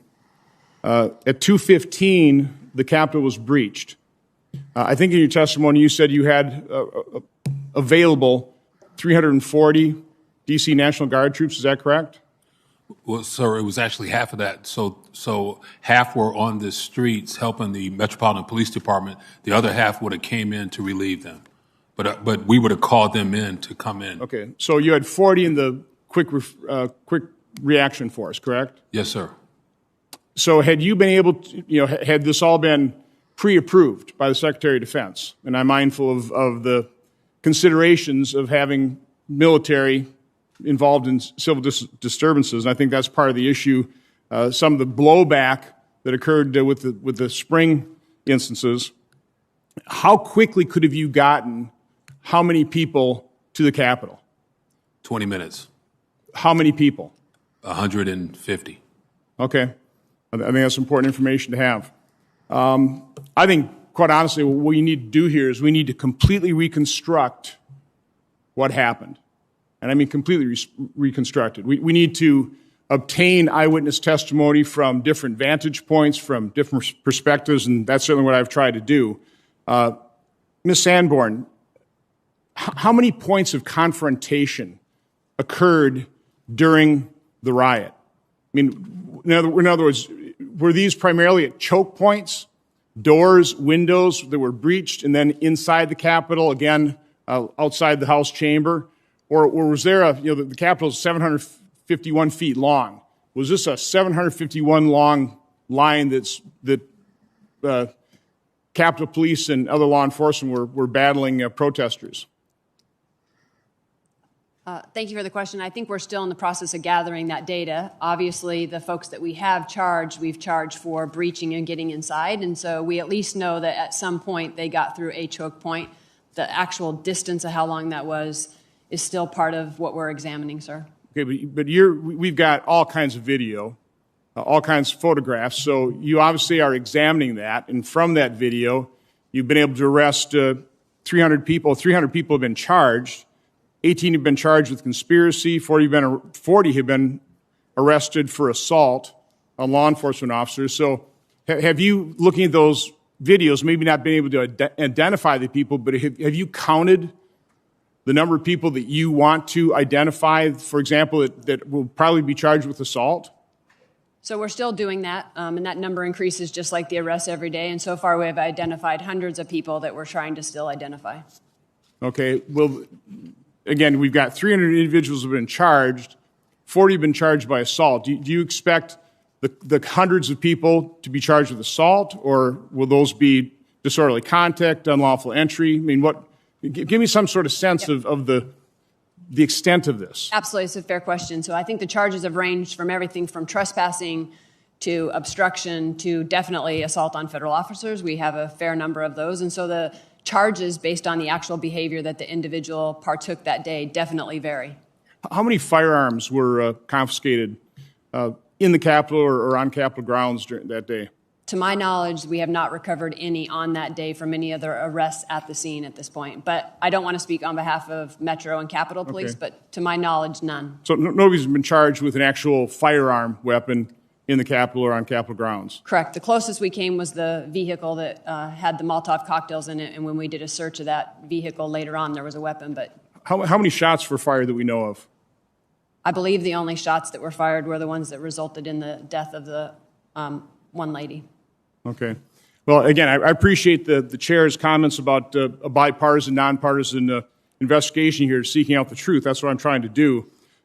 Cognizant of how I was reacted to by offering an eyewitness account at the last hearing, I'll risk entering another piece of reporting into the record. This is from the New York Times. Hopefully that'll be viewed more favorably. The title is A Small Group of Militants, Outsized Role in the Capitol Attack. In that report, it says federal prosecutors have said members of the Oath Keepers militia group planned and organized their attack and, quote, put into motion the violence that overwhelmed the Capitol. The reason I'm entering this in the record and read that quote is that it really does seem to align with the eyewitness account that I read portions of in the record last week. No conspiracy theory, just an eyewitness account from a knowledgeable observer. I didn't get to the point of the actual attack, and I want to just read a couple excerpts. This is the title, Provocateurs Turn Unsuspecting Marches into an Invading Mob. And again, these provocateurs are primarily white supremacist groups. Then a loud bellowing shout from behind, quote, forward, do not retreat, forward. Then two other men standing across from one another on the high granite curbs on either side of the footpath bellowed variations of forward, do not dare retreat. Some made direct eye contact at people and pointed directly at them as if trying to psych them into submitting. A third man standing on a chair also shouting forward, reached down and grabbed me by the shoulder and barked, don't retreat, get back up there. It wasn't an expression of enthusiasm or solidarity. It sounded like a military order. And it wasn't from a wild-eyed kid. This guy was probably in his 50s. He looked furious with me. Nobody seemed aware the Capitol was physically under attack. The tear gas caused pandemonium. But there was still no stampede, and people helped create or widen paths to allow others to leave the area. Then from the north, a column of uniformed, agile younger men walked briskly, single file toward the inaugural stand. They came within 2 feet of me. Their camouflage uniforms were clean, neat, and with a pattern I couldn't identify. These were the disciplined, uniformed column of attackers I had seen. There were a good 3 dozen of them moving in a single snake-like formation. They were organized, they were disciplined, they were prepared. We're taking the Capitol, the first or second announced. You're going to get arrested, someone called. Ms. Sanborn, does that tie into with what you're uncovering as you investigate exactly what happened in the Capitol that day, that you had these armed militia groups that had conspired and organized to be there, maybe dozens, we don't know how many, but that they were organized and knew how to use the mob to storm the Capitol? Is that kind of what you're seeing? We definitely so far are seeing a mixture of that, absolutely. We're seeing people that got caught up in the moment, got caught up in the sort of the energy, et cetera, and made their way into the Capitol, and those are probably the ones that you're seeing the charges simply of trespassing. And then we're definitely seeing that portion that you're pointing out, which is small groups and cells now being charged with conspiracy that coalesced either on site or even days or weeks prior and had sort of an intent that day, and they, too, probably caught people up in the energy. So just one final comment. I would urge anybody that criticized me for entering an eyewitness account in the record last week to please read the eyewitness account to take a look at actually what the truth is. Thank you. Thank you. Before I call on Senator Merkley, I just want to ask you, Ms. Samber, one thing. These people that were assaulting the Capitol in military gear and were pinning an officer between a door and were using bear spray on officers in the Capitol. Would you title them provocateurs? Ma'am, it would all depend on the evidence behind the case, right? So as we're going through and we're figuring out what actually we know about each individual, it would just depend on what the facts and what we know holistically about that to be able to put a label on it. Do you think there were some very serious violent people involved in this insurrection? 100%. A lot of officers were injured and a lot of damage was done. And would you describe the atmosphere as festive? Absolutely not. Thank you. Senator Merkley. Thank you, Madam Chair, and thank you to all for your information. Assistant Secretary Salisis, if I understood your earlier comment, you thought the quick reaction team was only for reinforcing assistance to those members of the National Guard providing traffic control. Did I hear your comment correctly? Yes, Senator, you did. Thank you. Major General Walker, I believe that if I heard your comments correctly, that quick reaction team was there to respond as needed, including protection of the Capitol. Is that correct? No, Senator. So they were actually to provide support to the guardsmen out there. What I would have wanted to do was remission them and get them to the Capitol immediately as a quick reaction force. I see. So they weren't necessarily planned to help protect the Capitol, but you would reassign them to that in that type of emergency? Yes, sir. Okay, thank you for that clarification. I was really struck by the complexity of the chain of command for trying to get a decision for response. It starts with the Capitol Police Board, which goes to the Chief of the Capitol Police, Stephen Sund, who goes to the Commanding General of the D.C. National Guard, who goes to the Secretary of Army, who then consults with people within Department of Army about whether it's appropriate, which then goes to the Secretary of Defense, who then consults Christopher Miller to decide to study that, who then gives an order back to the Commanding General of the D.C. National Guard. This six-step process seems totally unsuited to the situation of responding quickly to an emergency. And just wanted to ask you, Commander Walker, if I'm reading this chain of command correctly, and if do you share the view that this is way too complex for a moment when you need to respond quickly? So, Senator, it's a long-standing process, but it can work in minutes. So, for example, during the first week of June, the Secretary of the Army was with me. I watched him call the Secretary of Defense and consult with the Attorney General and respond back to me with a approval within minutes. So it's an elaborate process, but it doesn't always have to be when in extremist circumstances, we can get it done over the phone very quickly. If I understand right, it's normally an elaborate process done in advance, and in fact, the information came to you on January 1st. You got back a response on January 5th, so this was before January 6th, but it had this provision that this restriction that I think you've testified to was unusual, that required reconsultation on January 6th in a fashion that deeply inhibited the ability to move quickly. That's right, Senator. Okay, thank you. I wanted to turn to Undersecretary Smyslova. And you've been with the department for how long? 17 years, sir. For 17 years, and I think you were the Deputy Undersecretary on January 6th, is that correct? Yes, sir. Okay. Well, I was struck by different reports that came from officials saying that there was a mood within the department, and I'll just quote one formal official reports, quote, "Nobody wanted to write a formal intelligence report about this, in part of the fear that such a report would be very poorly received by the MAGA folks within DHS." And to follow this up, Brian Murphy, former head of DHS, and I don't know, were you also the deputy to him as well? I was one of his deputies, yes, sir. He noted that DHS officials had ordered him to stay away from the threat of white nationalism, that Chad Wolf, Ken Cuccinelli, also had asked him to modify intel assessments to ensure that they matched up with public comments by President Trump to downplay the threat posed by white supremacists. In your time at DHS, it's very important that intelligence is unaffected by politics. It's like the root information.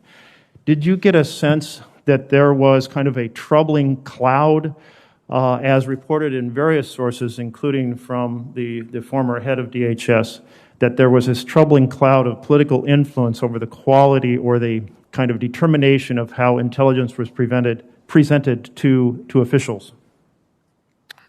I can say that INA's reports did not change. We did not change our assessments based on any political pressure or interference. We did publish the Homeland Threat Assessment. It's a publicly available document that does state that white supremacists are the most persistent and lethal threat to the homeland. So did you ever feel any pressure or receive any encouragement, even kind of in a less informal way, I'm not talking about a written document, that you needed to be very careful about clarifying the threat posed by white extremists?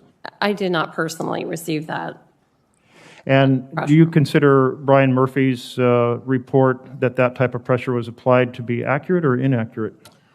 He has, his is a whistleblower complaint, and it is still being adjudicated.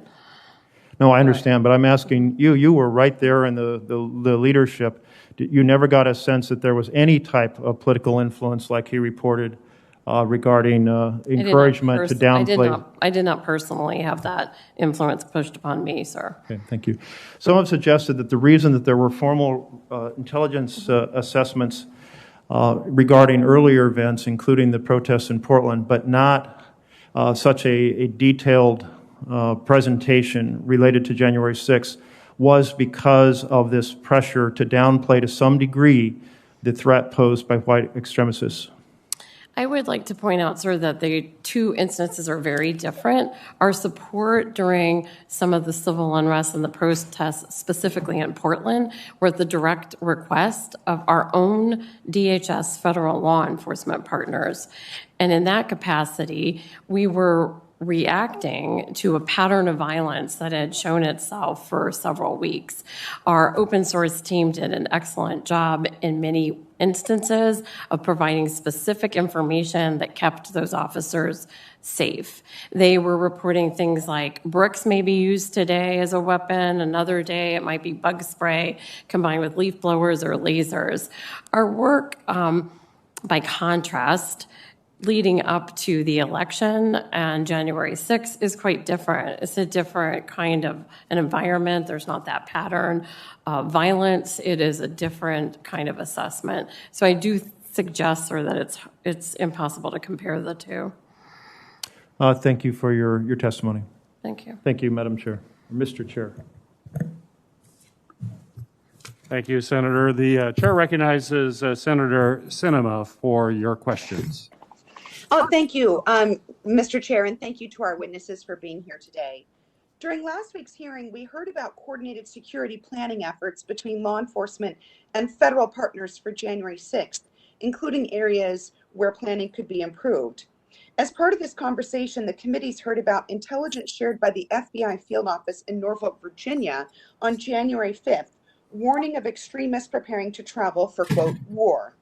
We also heard from the former chief of U.S. Capitol Police that he never saw this report and that on January 6th, he knew of no intelligence suggesting there would be a coordinated violent attack on the U.S. Capitol. The head of the FBI's Washington field office has previously said publicly that the Bureau did not have intelligence suggesting the rally would turn violent prior to the January 5th report. However, on January 8th, a podcast from the New York Times outlined activity across multiple social media platforms showing coordination between groups ahead of the January 6th attack. The podcast highlighted social media conversations about coordinating travel, bringing weapons, and using language like Occupy the Capitol and the revolution will come to Washington. So my first question is for Ms. Sanborn. Was the FBI aware of these specific conversations on social media? To my knowledge, no, ma'am, and I would just sort of articulate why that is. So under our authorities, because being mindful of the First Amendment and our dual-hatted mission to uphold the Constitution, we cannot collect First Amendment protected activities without sort of the next step, which is the intent. And so we'd have to have an already predicated investigation that allowed us access to those comms, and or a lead or a tip or a report from a community citizen or a fellow law enforcement partner for us to gather that information. So the FBI does not monitor publicly available social media conversations? Correct, ma'am. It's not within our authorities. So my next question is for Ms. Sanborn and then Ms. Slislova. Did the preparations for January 6th rally follow the typical process for sharing information among law enforcement entities when confronted by this type of an event with a high potential for violence? And were there additional processes implemented to consider that, as Senator Klobuchar pointed out, this was an event with Congress in session and the Vice President and Vice President-elect all gathered in one place? Yes, ma'am. So a couple of things we did different than normal operations is we sent out and made this a national priority for all of our 56 field offices to actively go out and ask sources, collect information on any threats that posed to the National Capital Region, not only for the 6th, but for the inauguration. That tasking is what led to the potential collection in the Norfolk field office. We also, a step we took that is different than our normal every course a day of business is both Washington field office and headquarters stood up command posts. So we activated our NC3, which is a multi-agency task force that was 24/7 inside the Hoover building, inside SIAC, and Washington Field mirrored that in their field office. And ma'am, yes. Yes, ma'am. And DHS also, INA, had been on a heightened period of alert before the election and then after the election. We also participated in the command posts in the Washington the Washington Fusion Center. In retrospect, we may have been better off if we had considered sending out some kind of a terrorism bulletin, but we did not do that before January 6th. So, and this is a follow-up question for both of you. The FBI field offices did have intelligence outlining a threat to Congress. We know that conversations were happening on publicly available social media, and DHS was tracking the travel of some of these suspected radicals. So given all of these pieces, what, in your opinion, broke down, and what got in the way of law enforcement properly planning to meet these publicly articulated threats? I'll start. I think exactly the processes we had in place, we followed, and I think that's the good news. I think, as you heard the director yesterday, and I would echo, anytime there's an attack, we in the FBI want to bat 1,000, and we want to not ever have this happen again. And so we're asking ourselves exactly the questions that you're asking. Is there a place that we could have collected more? Is there something that we could have done? And so that is exactly what we're looking back at. I think that the information we had, we worked quickly to try to get that out in reporting and share it in multiple ways, verbally, email, putting it in portals, et cetera. But 100%, you can rest assured we're asking ourselves the same, as we want to continue to improve and get better. And ma'am, we also at DHS are completely dissatisfied with the result of our efforts leading up to January 6th. We are re-examining how we distribute our information, how we coordinate with our partners. We thought that it was sufficient, and clearly it was not. We are also working much more focused on applying more resources to better understanding this particular threat. We also are looking at how we can better understand social media to get those tips and maybe get better insight into what this adversary is doing. This is a very difficult threat for us in the intelligence community to understand.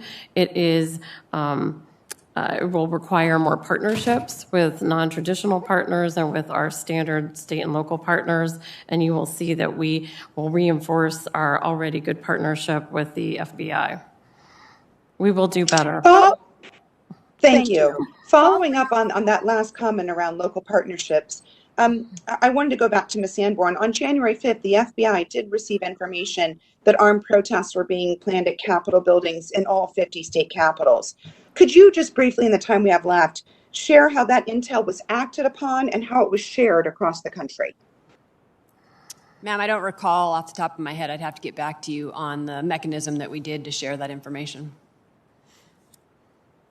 So based on that response, would it be fair to assume that it was not a particularly high priority, that there were armed protests planned at all 50 state capitals across the country? No, it 100% was a high priority, and it definitely, for our mission and our focus, we were not on the 6th only focused on the National Capital Region. We were focused on the whole country, and so it 100% was a very important focus for us. I just can't remember the mechanism of the document or whether it was an email, whether it was a joint product, how we passed that information, but we were concerned with it, and I know we disseminated it in some form, and I owe you that. Thank you. So I'll just have my team follow up with you. Mr. Chair, I see that my time has expired. I yield back and thank you. Thank you. Senator Padilla, you are recognized for your questions. Thank you, Mr. Chair. First a comment, then a question for the witnesses. I understand, there's a lot of people saying they'd like to see a reconstruction of the events of January 6th and how they came to be. For anybody genuinely interested, I turn their attention to the House Impeachment Manager's presentation to the United States Senate from February 9th through the 13th. My questions today, though, are in some ways a follow-up to yesterday's Judiciary Committee hearing, where we heard from FBI Director Chris Wray. And I'm going to quote from his testimony yesterday. Quote, "We are not aware of any widespread evidence of voter fraud, much less that would have affected the outcome in the presidential election." End quote. And yet former President Trump and other people with influence continue to spread lies and disinformation about how the November 2020 election was stolen.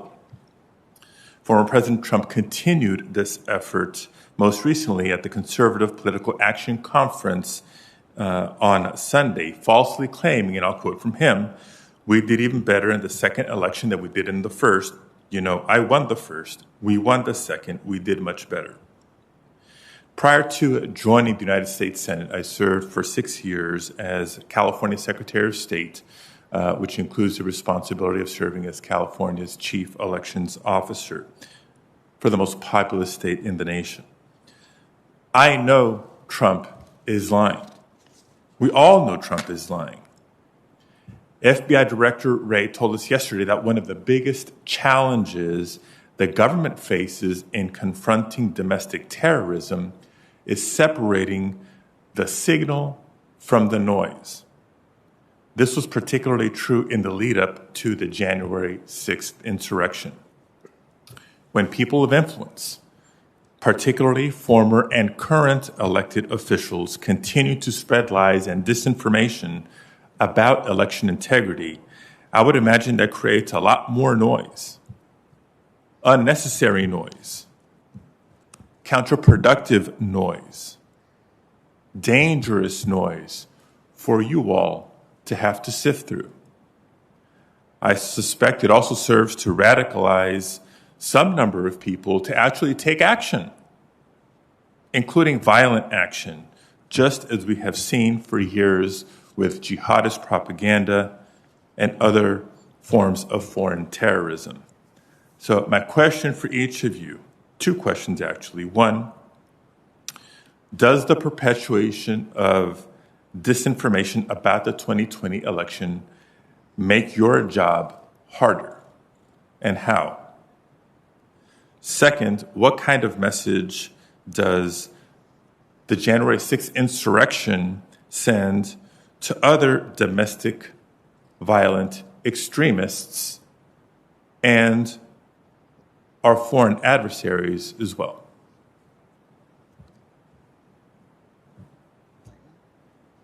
I'll start. I think I'd start with pinpointing the specific thing that just drives somebody to mobilization is very, very, very difficult. And it's probably more complex in the domestic violent extremist space than any other of the terrorism threats we face.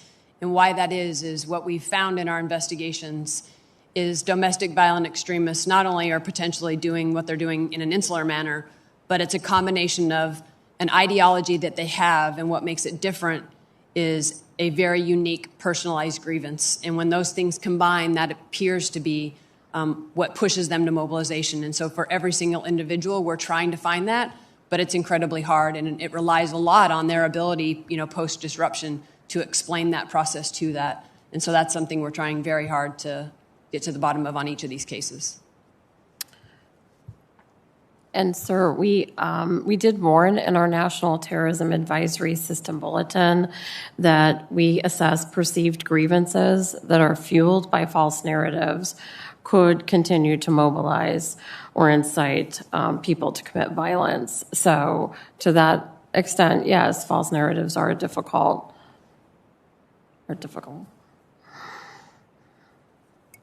Senator, the Department of Defense does not do domestic intelligence on U.S. citizens, but there's no tolerance for extremists in the ranks of the Defense Department. Secretary Austin, within the first few weeks of taking over as the Secretary, ordered a stand down in the Defense Department, a one-day stand down to examine extremism, educate people, and make sure that we're doing everything we can to root that out. Senator, I'll spare you for a second because I want to make sure I get some clarity here. Now, I know these issues are complex. Your work is tremendously complex and challenging. But the answer to the first question, based on what I hear, tell me if you disagree, is the question being, does this make your job harder? The answer would be so far, yes, yes, yes. Is that correct? It's twofold, right? It's volume. Any more volume makes it harder. And the more variety of things that inspire people definitely makes pinpointing it to a specific one challenging. And so variety of inspiration combined with amount of rhetoric out there definitely are two things that add.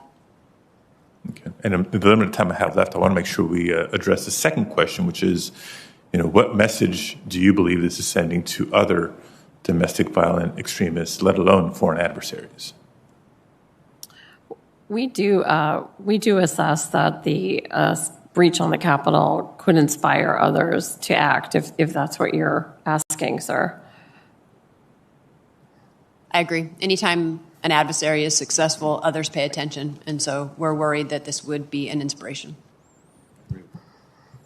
I agree with that. I agree as well, sir. Thank you. Thank you, Madam Chair. Thank you, Senator. Just for planning purposes, before I recognize the next member from my committee, our witnesses, you've been here a long time. So what our plan is to give you a little, in the future here, the near future, a chance to stretch a little bit. I'm going to recognize one more senator from my committee. Chairwoman Klobuchar will recognize one from her committee, then we'll give you a 5-minute break.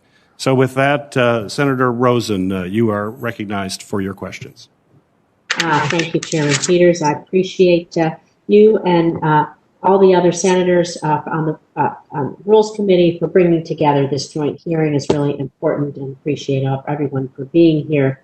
In October 2020, DHS warned that, and I quote, racially and ethnically motivated violent extremists, specifically white supremacist extremists, will remain the most persistent and lethal threat in the homeland, unquote. And that, quote again, violent actors might target events related to the post-election period, unquote.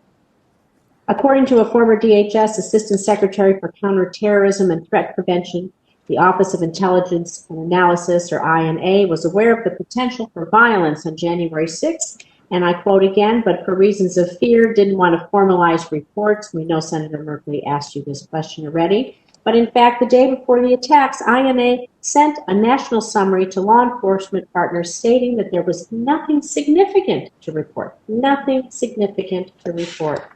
And so if DHS assessed white supremacists to be the most lethal threat to Americans, and if INA was aware of domestic violent extremists mobilizing to cause violence on January 6th, And why didn't the department issue a formal intelligence warning that violence could occur? And I'm asking this of Ms.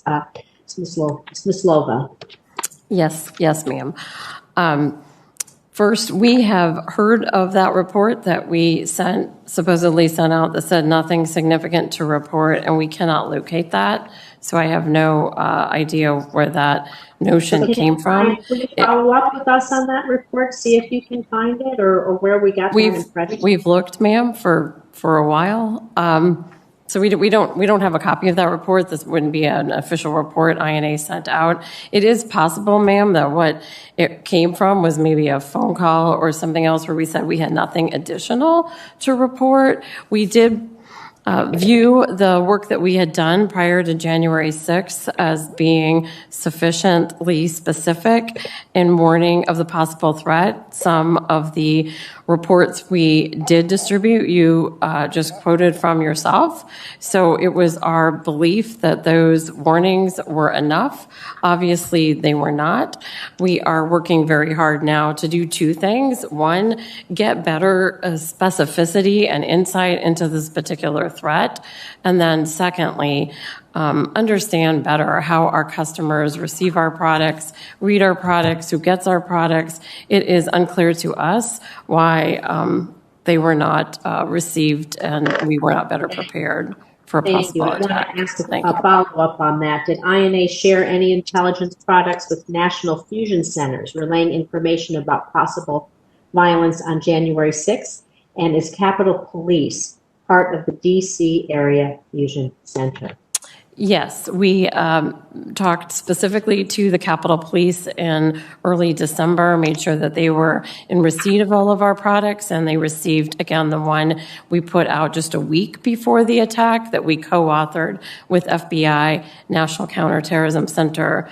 We know that all of our products do go to the National Network of Fusion Centers, and we, in fact, participated in a phone call that was sponsored by the National Network of Fusion Centers the day before on January 5th, where we also reiterated our concerns that we were in a heightened threat environment, that this particular adversary could mobilize quickly, and they most likely as small cells, lone offenders, they would most likely come armed, and they could were interested in attacking specifically government buildings and large gatherings. Well, I appreciate that, but it seems like we weren't exactly ready. So moving forward, I know you alluded that you're going to try to figure out where your product goes and who talks about it, but how are you going to specifically elevate INA's assessment that white supremacists are the Homeland's most lethal threat so that quality, detailed, and informed intelligence actually reaches our communities, including our local law enforcement, ahead of possible attacks so that we can prevent any loss of life, certainly, or other kinds of damage? Yes, ma'am. And the department is committed to doing that. Our secretary is very committed to coming up with a whole of DHS approach to better combat domestic terrorism. We are working across the department to understand how to better articulate the threat and deliver the threat and how to mitigate it with our state and local partners. Thank you. I want to move on because the day before the insurrection, the FBI issued an internal warning that extremists plan to take part in violence on January 6th. Last week, I asked Metro PD about the intelligence failures leading up to the attack. Acting Chief of Police Conti told me that FBI emailed MPD an alert bulletin warning about potential violence at 7 p.m. the night before the attack. Mr. Conti told me, again, I'm going to quote here, I would certainly think that something as violent as an insurrection at the Capitol would warrant a phone call or something, unquote. But yesterday, FBI Director Wray shared that his information had been provided to local law enforcement multiple times and in multiple forms. So, Ms. Sanborn, it sounds like either Mr. Conti or Director Wray was mistaken. So can you corroborate Director Wray's statement? And if indeed the warning was only sent in writing, why didn't the FBI go a little bit further? Why did it not alert local law enforcement about the possible violent insurrection in a manner more consistent with the gravity of the threat on our country?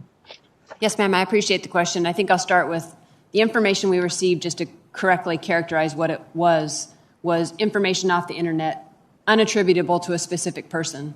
That being said, the content and the suggestion of what may or may not happen was concerning enough that based on our prioritizing this as a collection priority for our 56 field offices, they quickly wrote that up and within the hour had that information to the Washington field office. They wrote it up in a document specifically for dissemination to state and local partners, but really they tried to belt and suspender that together. They wanted to make sure that we just didn't rely on the dissemination of a product, that we also followed up with an email. So it went out in an email to all task force officers on the Washington JTTF task force.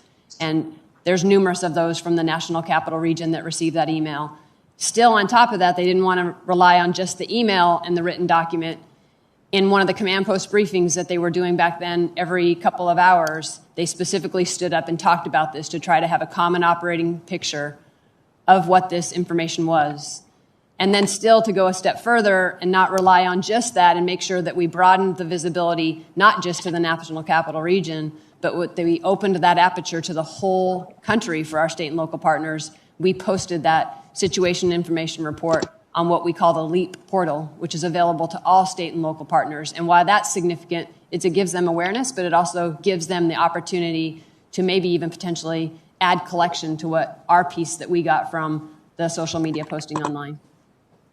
Thank you. I know my time's expired, so I'll take this question offline, but you're encountering so many online threatening posts. We need to maybe change the definition of specific threats, raise them up. Thank you. Very good thoughts, Senator Rosen. Next, Senator Warner from the Rules Committee.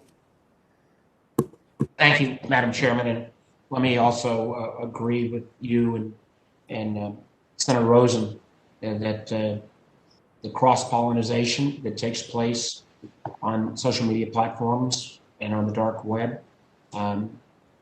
need to be pursued. I appreciate Ms. Sanborn's appropriate response that you cannot arbitrarily collect off of American citizens if there's not some nexus. But I do think it's important, and I think others have mentioned this, that domestic violent extremists didn't start with January 6th. They didn't start with Donald Trump. They're not going to end with January 6th. They're not going to end with Donald Trump.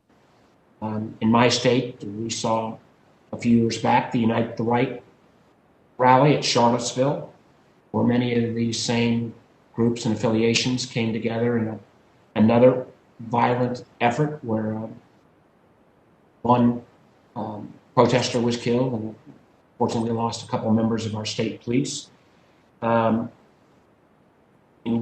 Director Wray has repeatedly said in testimony before the Intelligence Committee, the Worldwide Threat Assessment, that domestic violent extremists are a major national security threat to this country.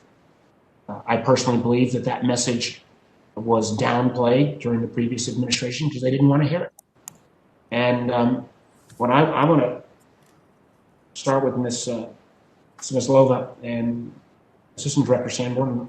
Director Sanborn, it's great to see you again, is that recognizing the constraints that are placed upon you in terms of collections, but also acknowledging that this threat has been around for some time. The FBI in particular has acknowledged that it is an extraordinary, major, severe threat.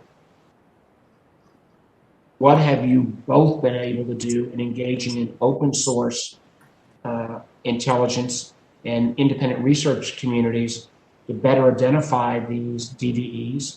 I know in the run-up to the January 6th insurrection, there was research done by Harvard's Joan Donovan and Elon University's Megan Squire, as well as other researchers that pointed to the fact that these DVEs and the affiliated groups, oftentimes groups that are working in conjunction with groups in Europe, were planning this effort. So how are you, both DHS and FBI, utilizing these independent researchers, open source activities, and making sure we've got a better handle on it, recognizing the appropriate constraints on what you can do directly?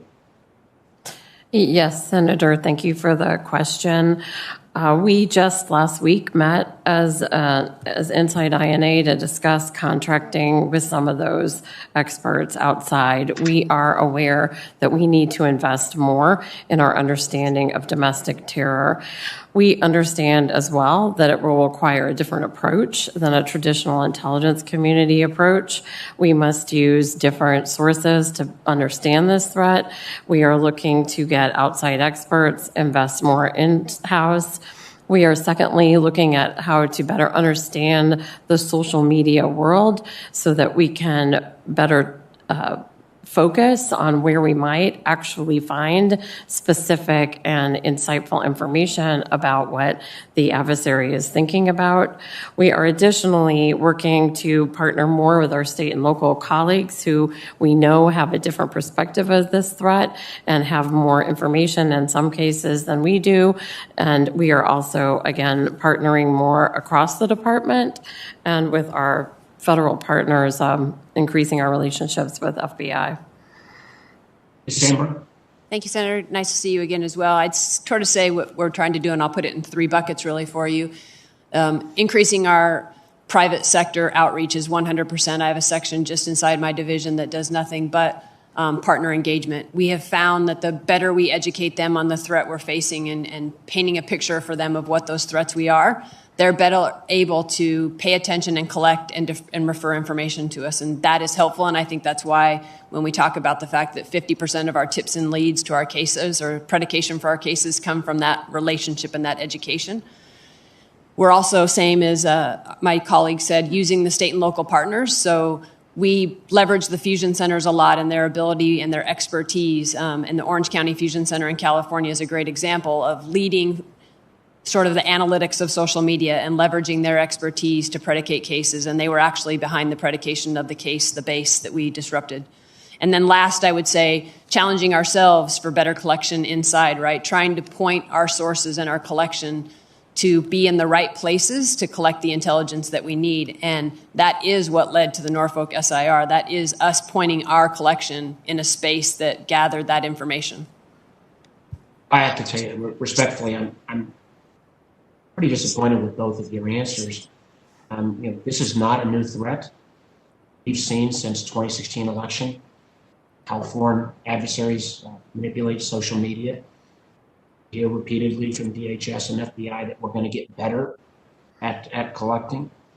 We saw the Unite the Right rally in Charlottesville. We heard people say we're going to get better at collecting information and better partnering. Neither one of you referenced there's literally a host of experts at academia, at organizations like Graphica, and others that are monitoring the DVEs and their activities, oftentimes in their connections to anti-government groups in Europe, again, oftentimes amplified by nations like Russia. And I just, we're always going to get ready, and then we're somehow surprised when we see the kind of chaos that took place on January 6th. We can't always be saying we're going to do better next time when this threat has been around for years. It is not going to disappear with Donald Trump. There's never been somebody that was as active in encouraging these kind of individuals. But we got to pick up our game. And I do think the academic researchers are a tool that we need to better develop. I think we need to work, it was from the intel side with some of our foreign partners. Again, many of these groups have connections to foreign anti-government extremists. And I'll just close. I know my time's going out. This is not directly you, Director Sanborn, but I had a number of senior conversations with FBI officials both January 5th and January 6th, where I was constantly reassured, don't worry. We think from the FBI standpoint, we've got this pretty well under control. That was not the case, and we now have the capital of the United States desecrated. And for our adversaries, I say from an intel standpoint, the Vladimir Putin's and the Xi Jinping's of the world, the images of those marauders across the whole world is going to be a price that we'll be paying for many years to come. Thank you, Madam Chair. Thank you very much, Senator Warner, and thank you for your work as chair of the Intelligence Committee. We're now going to break 5 to 10 minutes, so we will be back at that moment. Thank you.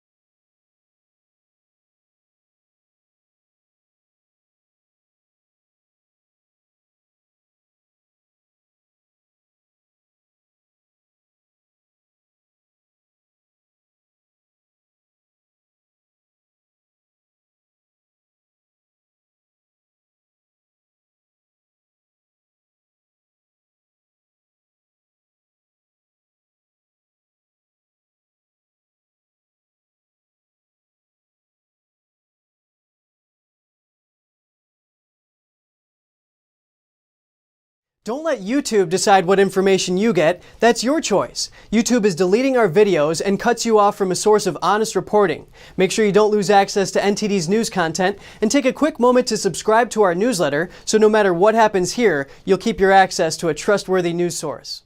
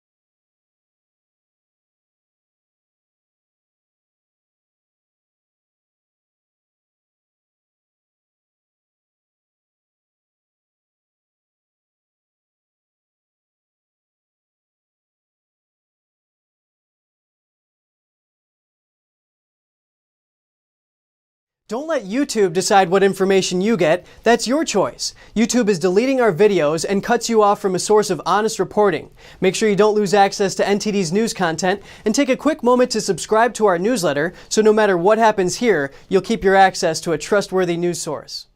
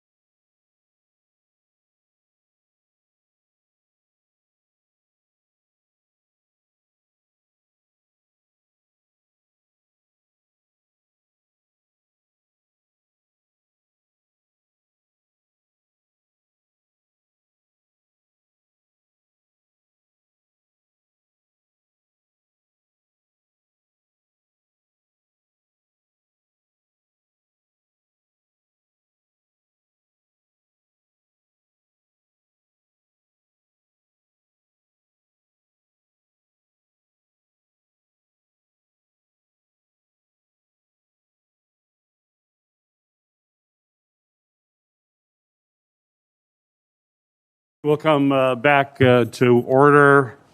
Senator Langford, you are recognized for your questions. Mr. Chairman, thank you very much for this. Witnesses, thank you. I appreciate your engagement. We're trying to all fill in blanks, and none of you have all the answers on this. We're not expecting this panel to be able to cover everything on it, but I do appreciate the gaps that you're helping us fill as we go through this conversation together. Ms. Smyslova, I want to ask you a couple of questions about the IC. I've read through some of the sensitive information that was sent out to law enforcement in advance of January the 6th. Help me understand someone that's getting that report. Obviously, many of these folks that are getting the report from Capitol Police and others, Sergeant at Arms, they get reports like this similar every day. If I look at the reports prior to January the 6th that are coming out from intelligence, I have a hard time looking at it and getting the context of how is this different than normal. So help me understand for those reports, for someone who's reading these reports every day, how would they understand the context of what you're seeing or what the folks are seeing on the ground that's different than what they had seen 3 months before, 6 months before, a year before? Yes, sir. That is a great question, and that is one that we are now reassessing. It was our view, again, when I prepared for this hearing and I looked at all of the work that we had done, specifically talking about the extremists that would be motivated by the dissatisfaction with the election results and also unhappy with some of the restrictions related to COVID-19. The reports are quite good. They are well written. They seem to summarize pretty succinctly. I mean, I look at them and I'm proud of the team, which has produced twice as many reports on domestic terrorism this last year as they did the year before. But to your point, it might be hard to see that trend over time in the noise. So looking backwards from, now what didn't happen, right? We are examining, should there be different types of reports? Should we use some of the tools that DHS has, such as the National Terrorism Advisory System? We have restarted the Counterterrorism Advisory Board, which was occurring monthly under the previous administration and had fallen off for a variety of reasons the last few years. We've restarted that. Secretary Mayorkas is challenging us all to do a better job when it comes to combating terrorism, domestic terrorism. So I guess that's a long way, sir, of saying we are taking a look at the reports that we have done. We will be engaging very directly with all of our stakeholders, asking them what we could do better, asking them how they might better receive the information. Should we put it in a different format? Is there some way we should remind them that this is an alert? And it is hard, candidly, with the volume of information that we all receive daily.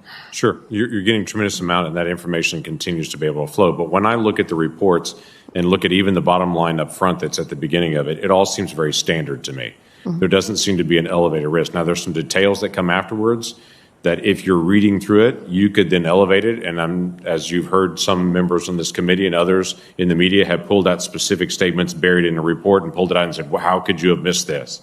Right. But in the bottom line up front, it looks very standard. Here are the risks. Here are the things that we're seeing. There doesn't seem to be something that would say, hey, this is higher than normal. Mm-hmm. If I can use the intel term, it seems to be chatter. Even in the report itself, it identifies multiple places. This was one person on a social media site, and they had one comment that they made on it. That would make someone think this is one person out there saying this. This doesn't look like a movement that's happening. So if that was accurate, to say we're hearing some chatter on that, there has to be some way to be able to note that for the future, to be able to say elevated, more so than normal, higher than it was a week ago, some way to be able to show a trend line, whether it's bottom line up front all the way through to say it's increasing in awareness on this. No, and that is something that is fixable. I would tell you my challenge from serving on the Intel Committee is seeing different reports that come through that are so carefully scripted, they say nothing. So getting as many pieces of raw information as possible, which are in some of these reports, but then to also make sure that the assessments and the statements are very, very clear will help everyone in the process. We do reach moments where it becomes so politicized that we've got to be able to turn down the volume of that particular word, that at the end of it, they don't say anything. General, can I ask you a question on this as well? For any of the operations that Washington, D.C. has, or that you know of for other National Guard members, in any operation that you're going to be around, and you had obviously soldiers that were involved, scattered around the city, helping with traffic duties and such during the day. Do you get the threat assessments in advance, the same as what Capitol Police, Metro Police would get? Because obviously you're assisting Metro Police. So would you get the same threat assessments that they get as they're leading up to the event, so that you would have that for that event as well? Yes, Senator, we do receive finished intelligence products. Okay. Are those helpful to you? They are. Good. Is there anything that you're missing when you go through those reports that you wish was there? No, sir. Yeah. We would all love to see 2020 into the future. I get that completely. You've made several comments through the course of the day today that I've noted, and then in your statement itself, where you stated the Secretary of Army's January 5th letter withheld authority for me to employ the Quick Reaction Force. Now, we've talked about that, and several of us have brought it up. I want to ask a question for the folks that were actually on traffic duty and such, that were helping out that day and standing side by side with Metro Police to help them. Were those folks armed with less lethal implements to be able to help in case there was a riot situation or an unruly crowd? Could they have engaged from where they were with less than lethal force? So they weren't equipped with less than lethal, but they were equipped with force protection, helmets, shin guards, body protection. Were they wearing those, or were those in the vehicles? They were in the vehicles. They were in the vehicles. And those, my understanding was, were those weren't military vehicles that day. They were to be unmarked vehicles that were other government vehicles. Is that accurate? Yes, sir. They were GSA vehicles. Got it. And then there was no overhead for your folks that were out that day. My understanding is there was a request from the mayor to not have military vehicles, to not have helicopters up in the air that day in support. Would that have typically been something that you would have asked for in the past, to be able to have some kind of overhead for a day like that? No, sir. We would not have needed helicopters or any kind of air support for a mission like that. Just simple traffic control, and the quick reaction force was available to support them if they needed it. But they are physically how far away? As far as minutes, I don't have to say where they were exactly. About 25 minutes away. So quick reaction force was 25 minutes away. Even if it was go, we need you to be able to respond. It's 25 minutes on a good traffic situation to be able to get there, barring what's happening with the crowd. Well, we would have had a police escort. So the District of Columbia has military police and security forces. Both have marked police vehicles with the emergency equipment, lights, sirens. Right. And just to clarify, that's 40 individuals in that quick reaction force. Is that correct? Yes, sir. Okay. Thank you. Thank you all. Thank you, Senator Langford. Next up, Senator King from the Rules Committee.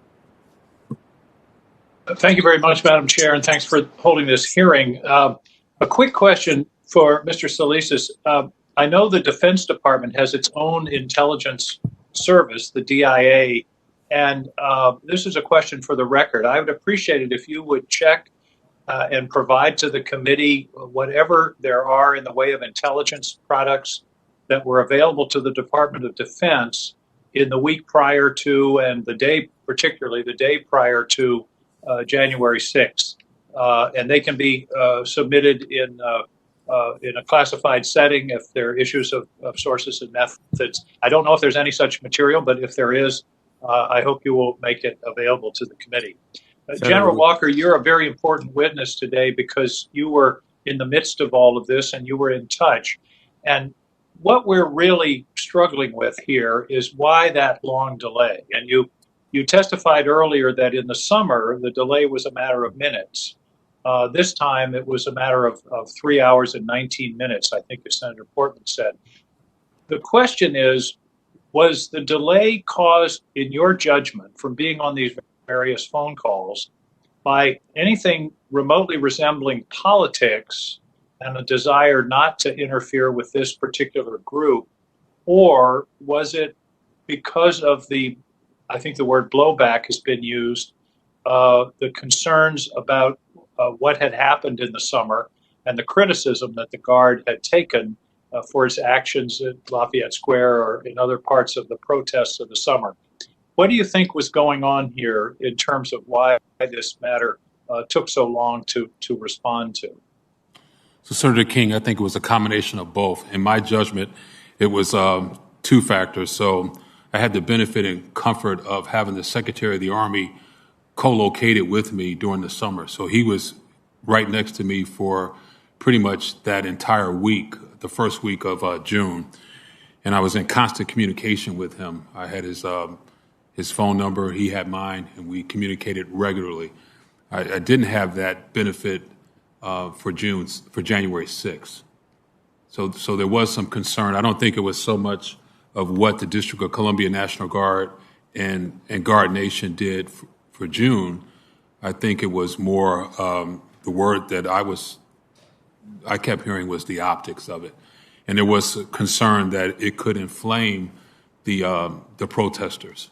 So a uniform presence of guardsmen, U.S. Army, U.S. Air Force uniforms could inflame the protesters. That was a concern as well. That was a thought by Army senior leaders.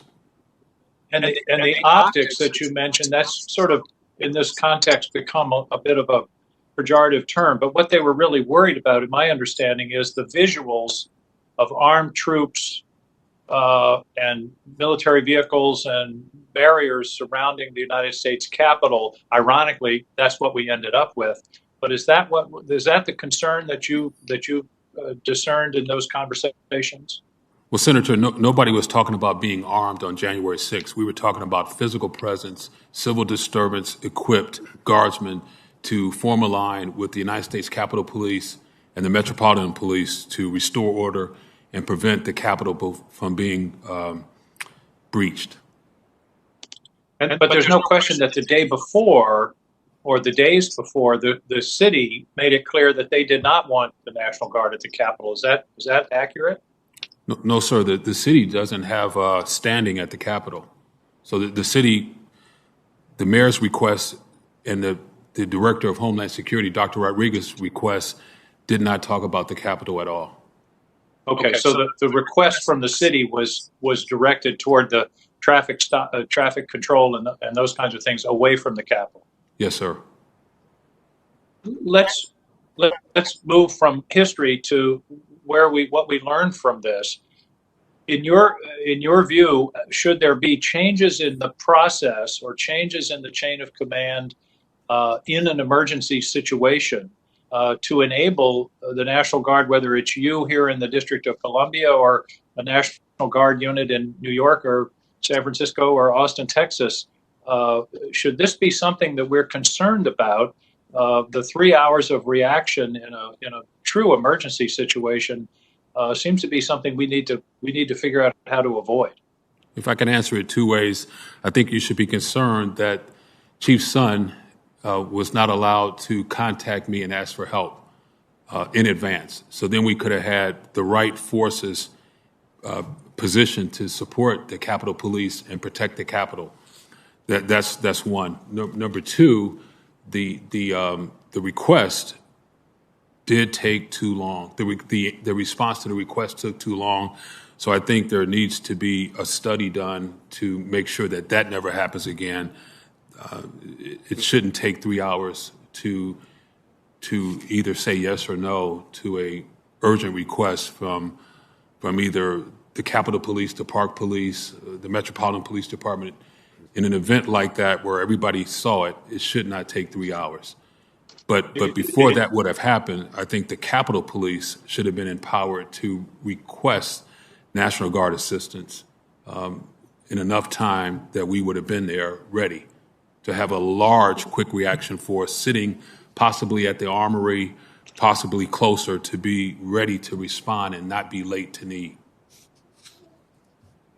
So the limitation on the Capitol Police ability to liaise with you prior to the event was an issue, but I want to get to the larger issue of being able to react, and should we have a contingency plan? Should there be an after-action assessment within the Department of Defense about those 3 hours and how to empower the local leadership, such as yourself, to react in an extraordinary emergency so that you don't have to go through whatever it was that caused the delay, whether it was communication or chain of command or consultation. But clearly, again, this could be an emergency in another city under entirely different circumstances. Don't you think it would be prudent for us to have a contingency plans that would be more expeditious? So emergency authority to act in an emergency, to witness what occurred and to be able to respond. Yes, I think going forward, somebody should consider, at the Department of Defense, should consider how the District of Columbia National Guard is able to respond in a much more expeditious manner. Or the National Guard in other parts of the country. Thank you very much, General, for your testimony. Thanks to all of you, and thank you, Madam Chair, for this important hearing. Thank you. During today's testimony, two memos have been discussed, one on January 4th and one on January 5th, from Ryan McCarthy to Major General William Walker. One of those documents have already been entered into the record. Without objection, I'd like to enter the memo dated the 5th of January, 2021, from Ryan McCarthy to General Walker. Without objection, be entered. With that, Senator Carper, you are recognized for your questions. Thanks. Can you hear me, Mr. Chairman? I can, loud and clear.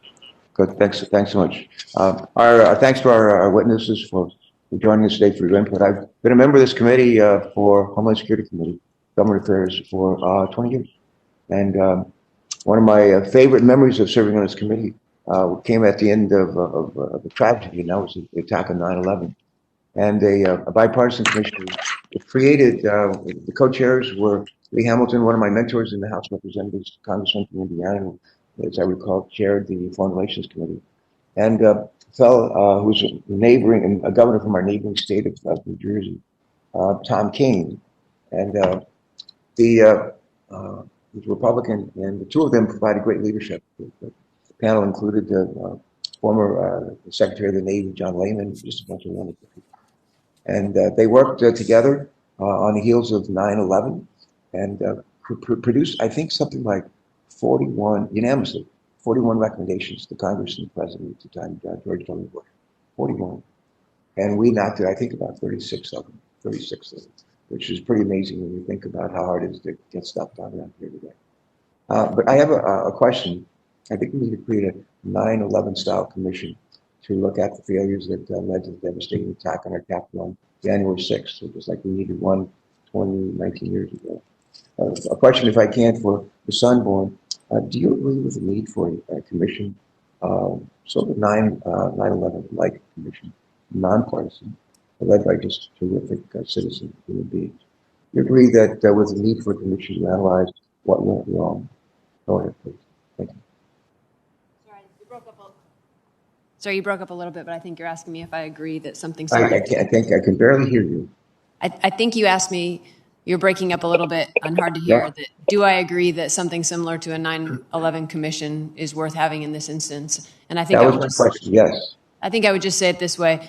I've been involved in numerous after actions lessons learned, and I can't think of a time where we haven't learned and improved. So I think anytime we can reflect back and learn, it's value added.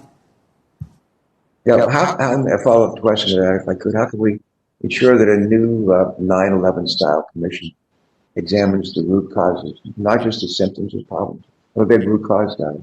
And but how can we make sure that if we were to establish a 9/11 style commission that would examine the root causes, and that includes the threats posed by domestic terrorism?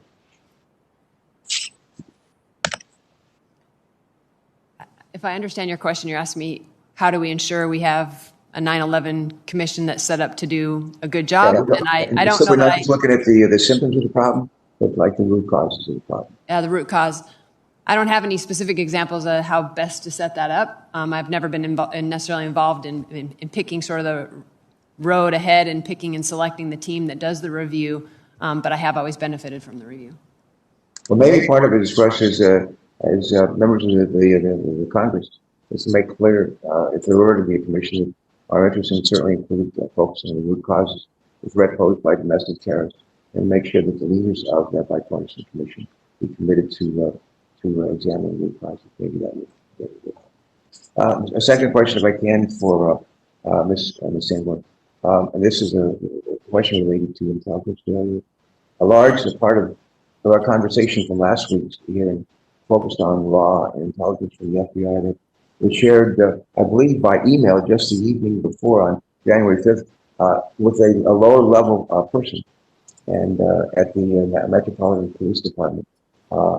And it was not shared with any senior official, even though we've seen that actual intelligence that something awful was going to happen the next day that could lead to murder and mayhem. But Senator Carper, it's a little hard to hear you. I know our witnesses are. Yeah. You might want to just speak a little louder and slower or something. Yeah, it's your. Right. It's not you. It's your. Yes, go ahead. Usually it's me, but this time I think it's not. I guess my question is, what happened? Somebody knew something awful could happen. Somebody knew, and they sent an email the evening before the event. I mean, why would somebody pick up the phone and call us a senior official and say, we just have this information and we're like 12 hours away, we need to do something. And somebody, instead of doing that, sent an email. Ms. Sanborn, could you just shed some light on how exactly we missed some of the grave warning sites until like the very last minute? How did this happen? Yeah, thank you for the question, sir. I think I'll start with the piece of information we received, again, was a non-attributable posting to a message board. And so very raw, very unvetted. We actually didn't receive that information until very late in the afternoon on the 5th and almost into the evening. And because of our emphasis on we need any intelligence, even though it was raw, unattributed, and unvetted, the Norfolk office quickly wrote that up specifically in a document following our processes to disseminate that. So a situation information report is for the intentional purpose of sharing that with state and local partners. Not only did they write that up because they knew how important it was to get that information out into hands of folks that might need it, our state and local partners. Within 40 minutes, they sent an email to the Washington field office with that information, and Washington field office also then followed up with an email to all task force officers. And so several different mechanisms were happened here, and we like to use the phrase belt and suspenders. We didn't want to make sure that one method of communication failed, so we wrote it up in the document for dissemination. We sent it in an email to all task force officers in the National Capital Region, and that does include Washington Metro as well as Capital. But again, not wanting to rely on those two mechanisms only, it was then briefed verbally in a command post, an interagency command post, that we were doing briefings every couple of hours so that every agency in that command post had what we call a common operating picture, knowing what all of us knew at any given time. It was briefed at 8 p.m. on the evening of the 5th. And then taking it one step further, because we didn't want to limit our aperture to just the National Capital Region, because there's collection opportunity out there for all state and local partners and federal partners to help us, we loaded that suspicious information report into what we call the LEAP portal, and that is accessible by all state and local partners. So we really tried in various ways to make sure that we did not rely on one communication mechanism and really tried to rely on several so that the information would get to the right people. Yeah. I'll close with this. I don't know if anybody picked up the phone. They called somebody in charge and said, we've got a problem here. And we're 12 hours away from seeing that problem up front and in person. We need to do something. And all well and good about sending around emails and copying people and that sort of thing. But somebody should just pick up the phone and say, we need to do something. This is urgent. I'm not sure to get it. Thank you very much. Thank you very much, Senator Carper. Next, Senator Ossoff. Thank you, Madam Chair. Thank you to the panel. General, thank you for your service. In response to Senator King a moment ago, he noted your testimony from earlier today that you had seen the requisite authorities granted for the D.C. Guard in a matter of minutes in the past. In this case, it took over 3 hours. And you stated you believed it was a combination of political concerns and optical concerns that led to that delay. Can you please break down which concerns you believe were political, which you believe were optical, and what's the basis for your assessment that the 3-hour delay was a function of political and optical concerns? Well, I don't think it was so much political. It was, let me focus on the optics, because that's what I heard. The word optics and the word that having uniform presence at the Capitol could inflame the protesters. That's what I contend. And who made that statement? So that was senior leaders in the United States Army, General Pyatt, General Flynn, and others. They got back to me saying, and that was on the phone call with District of Columbia senior leaders, that it wouldn't be their best military advice to send uniformed guardsmen to the Capitol because they didn't like the optics, and they had also said that they thought it could inflame. What they wanted to do was send guardsmen to relieve police officers in the city so more policemen could get to the Capitol. That was the call at 2:30 p.m. following the chief's call to you. Is that correct, General? Yes, sir. And you conveyed to those on that call, who included the mayor of a District of Columbia, the Secretary of the Army, the acting Secretary of Defense, and the chairman of a Joint Chiefs, the fact that the U.S. Capitol Police Chief's tone had been, as you describe in your testimony, frantic, that he had informed you at 1:49 p.m. that the security perimeter at the Capitol had been breached by hostile rioters, that the joint session of Congress had been interrupted, that the vice president was still on the premises? No, I never said all that. What I relayed, and it wasn't to the chairman, what I relayed to the Army leadership was the call that Chief Son had with me at 13:49, at 1:49. And it was an urgent plea and his voice was cracking, and he was serious. He needed help right then and there. Every available guardsman. At the 2:32 call, that's when the deputy mayor was on the call, the director of Homeland Security, acting Chief Conte, Chief Son, and others, to include the chief of the United States Secret Service Uniform Division, was on that call as well. So we dialed in, trying to get the Secretary of the Army on the call, but he wasn't available. So Army, the G3 for the Army, General Flynn, joined the call, and the Director of the Army Staff, General Pyatt, joined the call, and there were others on the call as well. And during that call, Chief Son pleaded to have National Guard support at the Capitol immediately. That was reinforced by Chief Conte. We need them there right now. The Capitol will be breached. Thank you for the clarification, General. Appreciate that. Mr. Salasis, between 2:30 p.m. and 4:32 p.m., what were the internal deliberations of the Department of Defense to determine whether or not to grant the request? Senator, there was discussion. Secretary McCarthy, who was the Secretary of the Army at the time, asked and what was the National Guard going to do on the Capitol. Specifically, he wanted Could you get a little closer to the microphone, please? Sure. Thank you. Secretary McCarthy wanted to understand exactly how the National Guard was going to be employed coming to the Capitol. Obviously, the environment, because they had heard that gunshots had been fired, there was explosives, obviously pretty dynamic environment. So what he was trying to understand was what was the National Guard going to do when they came up here? Were they going to be asked to go into the building and clear the building? Were they going to be part of the outside perimeter? He was trying to understand that. He went as far as going to the Metro Police Department at 4:10 to sit down with them and make a clear understanding of how they were going to be employed.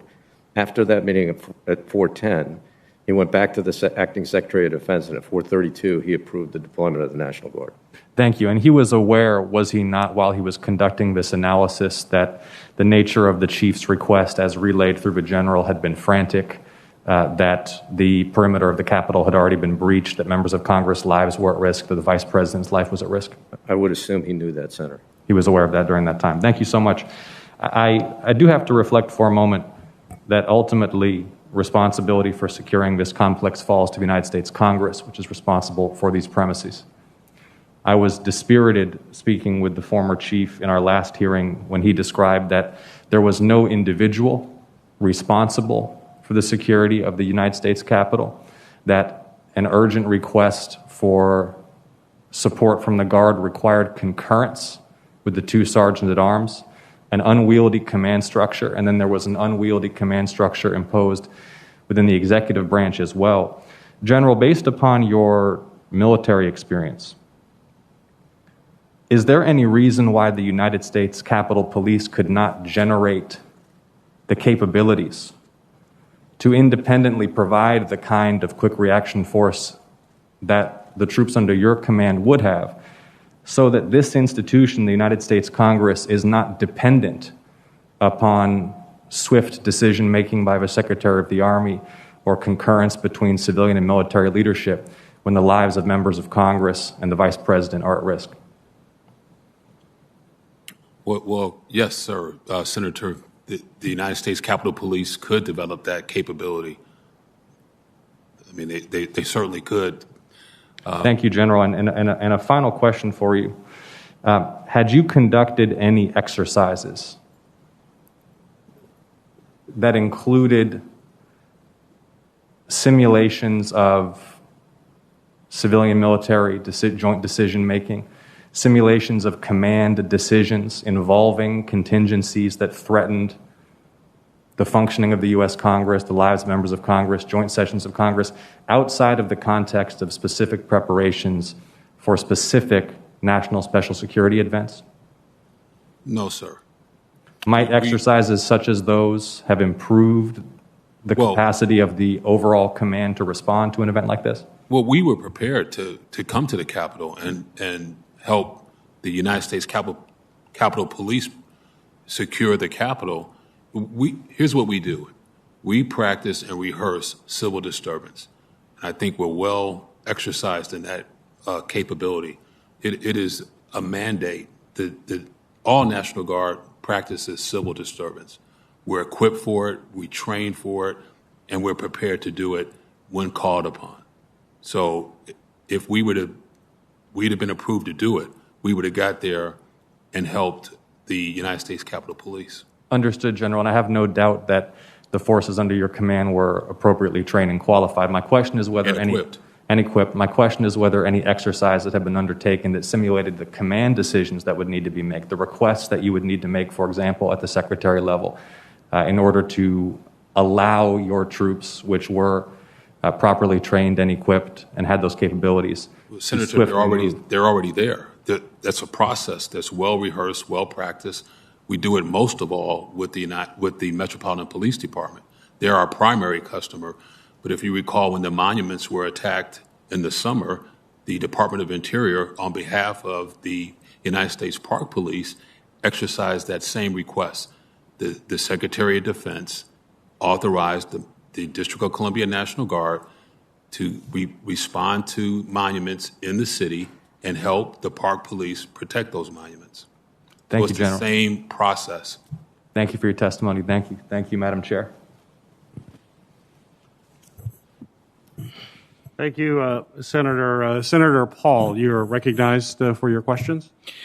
I think there's a danger in analyzing this of spending too much time on January 6th and not enough time on the days and weeks and months leading up to this.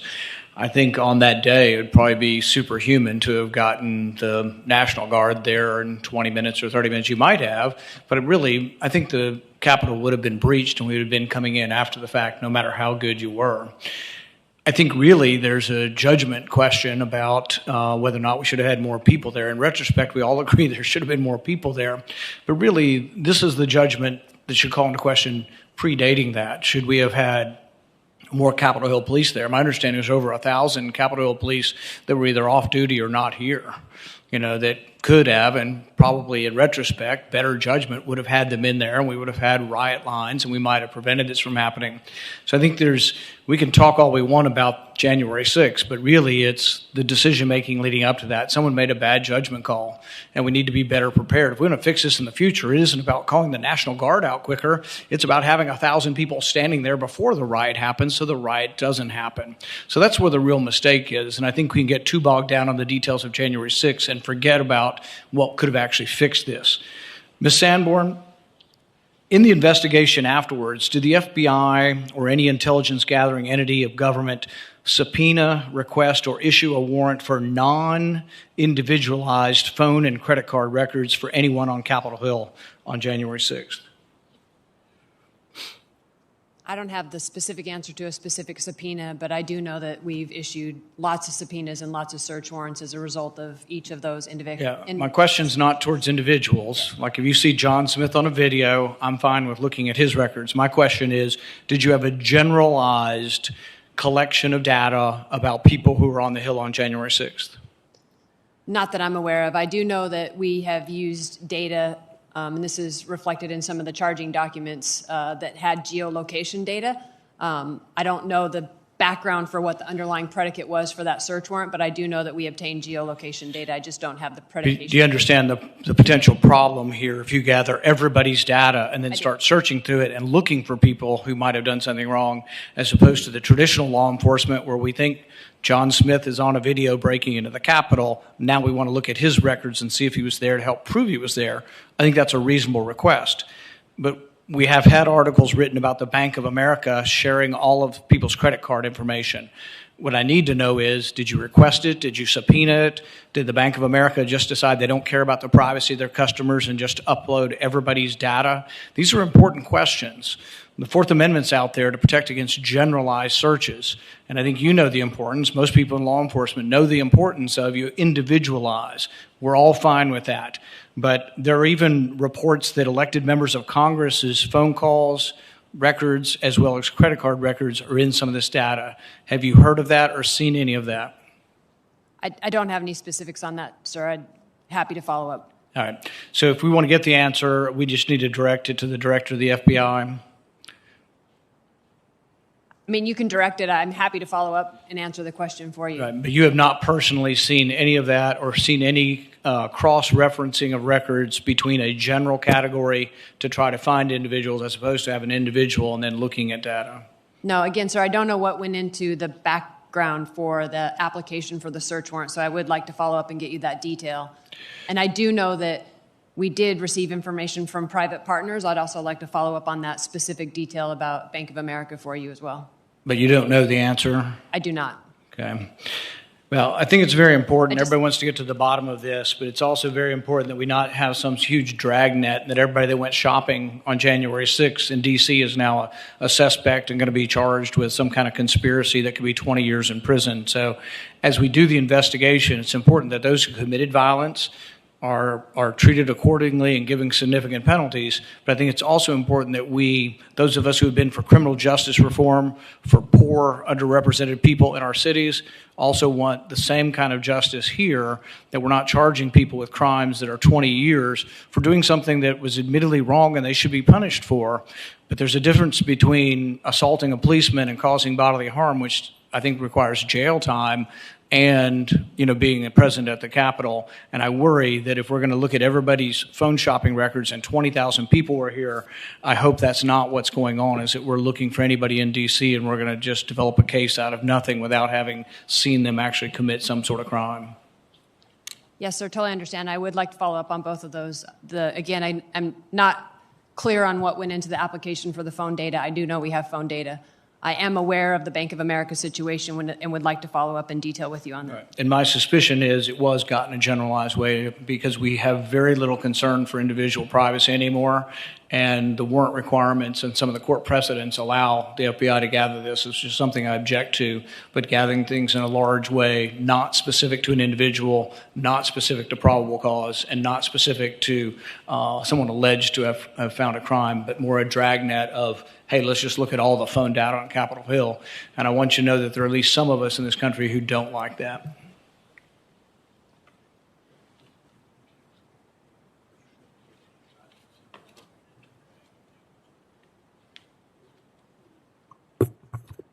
Senator Hawley, you are recognized for your questions. Thank you, Mr. Chairman and Madam Chair. Thank you, witnesses, for being here. General Walker, let me start with you, if I could. You've testified to several senators today that you faced restrictions for the deployment of the quick reaction force that you had assembled, and those are restrictions that you had not had to deal with before. Is that broadly correct? That is correct. What is your understanding for why those restrictions were put in place? Well, Senator, it was never really explained to me. So I'm a major general. I don't question the people above me. The Secretary of the Army is the Secretary of the Army. Secretary of Defense is the Secretary of Defense.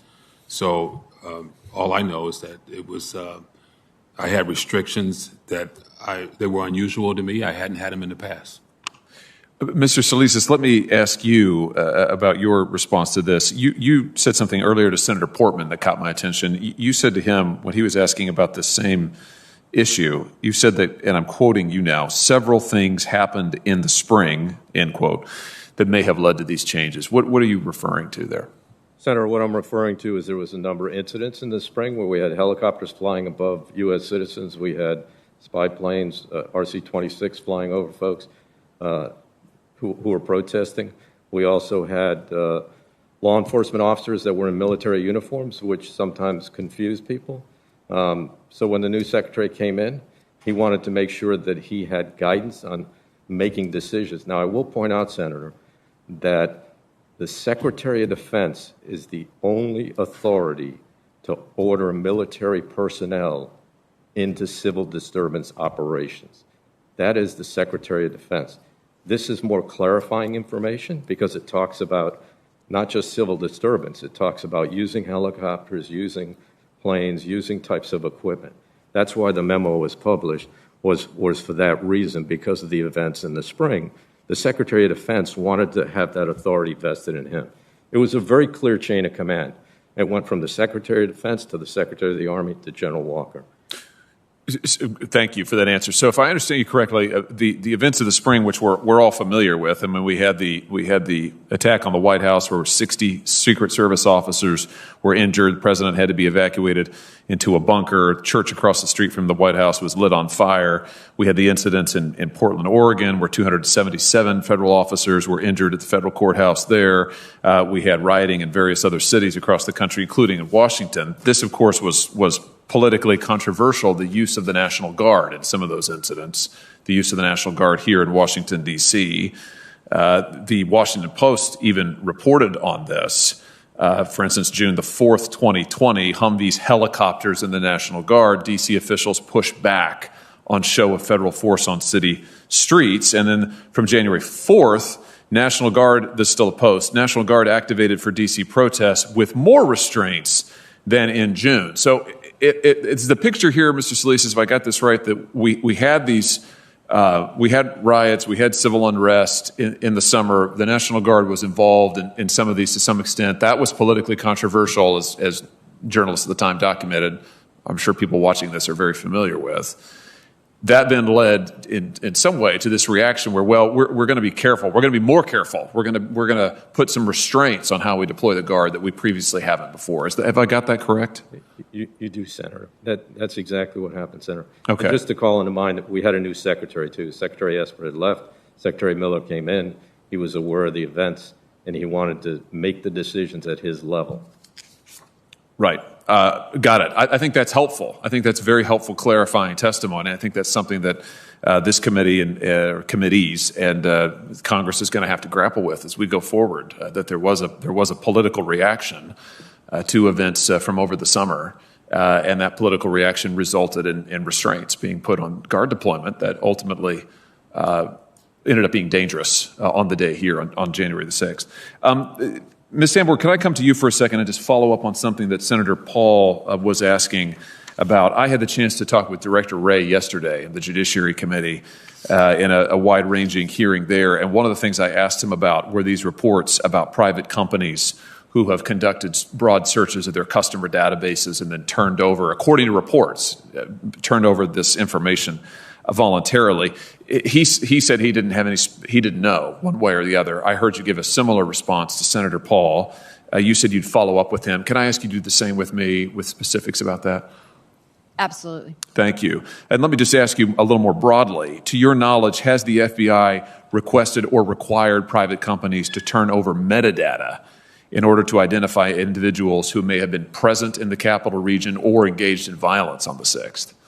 Anything we would have requested from any of those companies would have been via subpoena or search warrant, so via lawful process. But I would have to get you the background of when we may have asked for that or not. I'm not positive of the situation, but I just would reiterate that if we obtain that, it would be from a lawful court order or a subpoena. Yeah, Director Wray gave me a similar answer yesterday, but he similarly said he did not know of the specifics. That was his language, so he didn't actually know if there had been any such requests or not. I think he also went on to say he wouldn't be surprised, but he just didn't know. So you're telling me you don't have any additional knowledge of the specifics? I'm definitely not aware of a situation where we requested it. Whether or not somebody offered it, both of those are things I would like to follow up. Any request would have come with legal process. Whether it was offered to us voluntarily, that's where I would like to follow up. I know you specifically mentioned Bank of America to him yesterday. I am aware of that situation and would like to follow up with you on it. Okay, great. But you're not aware of any request made by the Bureau? Not outside today. legal process. Okay, got it. Are you aware of any of these methods that have been reported using metadata, cell phone location data, financial data? Were any of these used by the FBI during Operation Legend or any other investigations over the summer related to civil violence then? I'm not aware, sir. That would be my counterpart, but happy to follow up and have him follow up with you. That would be great. I'd appreciate that. Thank you all for being here and for your service. Thank you, Mr. Chairman.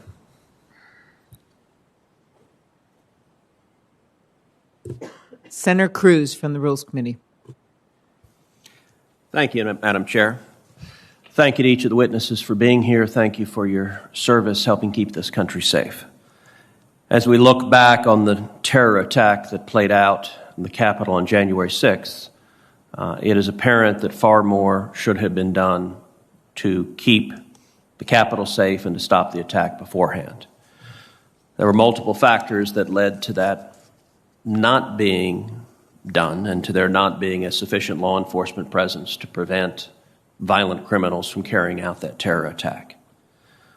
On January 5th, the day before the attack, D.C. Mayor Muriel Bowser sent out a tweet. That tweet read, "To be clear, the District of Columbia is not requesting other federal law enforcement personnel and discourages any additional deployment without immediate notification to and consultation with MPD if such plans are underway." And the tweet that she sent attached a letter that she sent to the Department of Justice and the Department of Defense.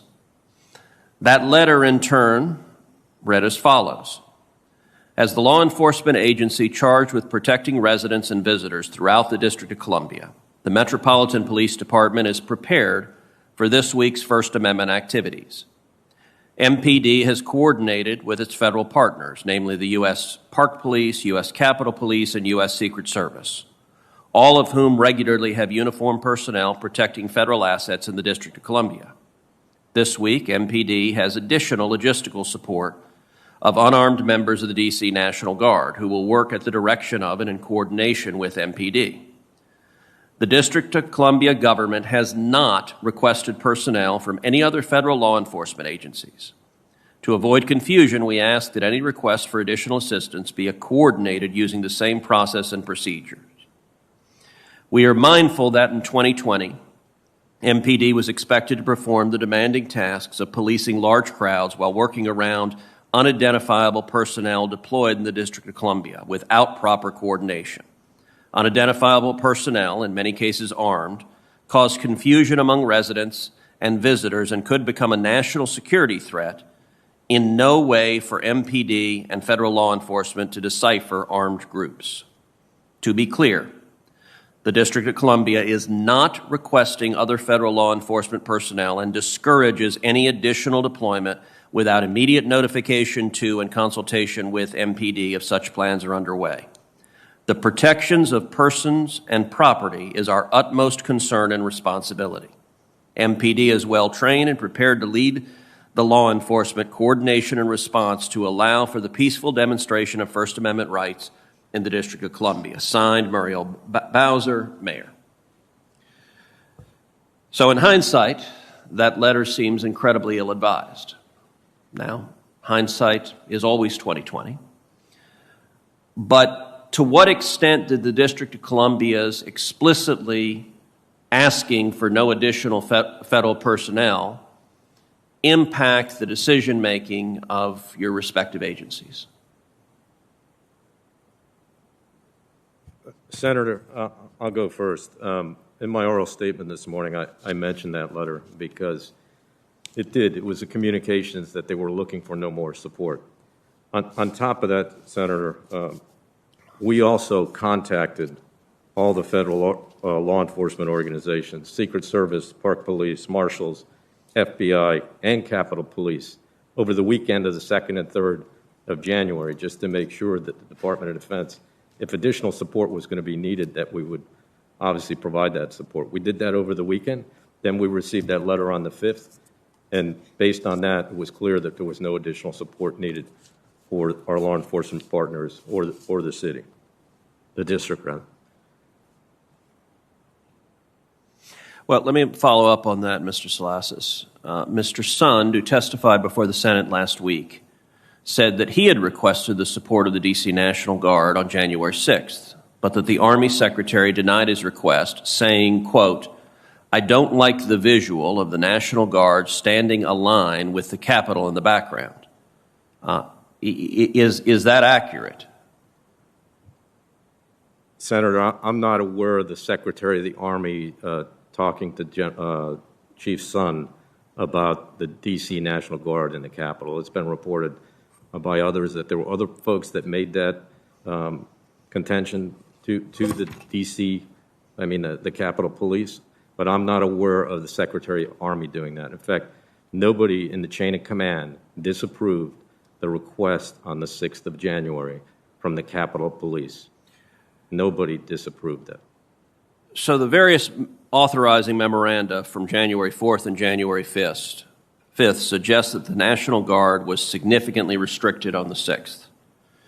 While Ryan McCarthy, the former Secretary of the Army, approved the D.C. National Guard to support MPD in some ways, he expressly withheld authority to employ the quick reaction force, and he lacked authority to authorize the issuance of weapons and riot gear, among other things. Could you please explain what you understand to be the restrictions placed on the Guard?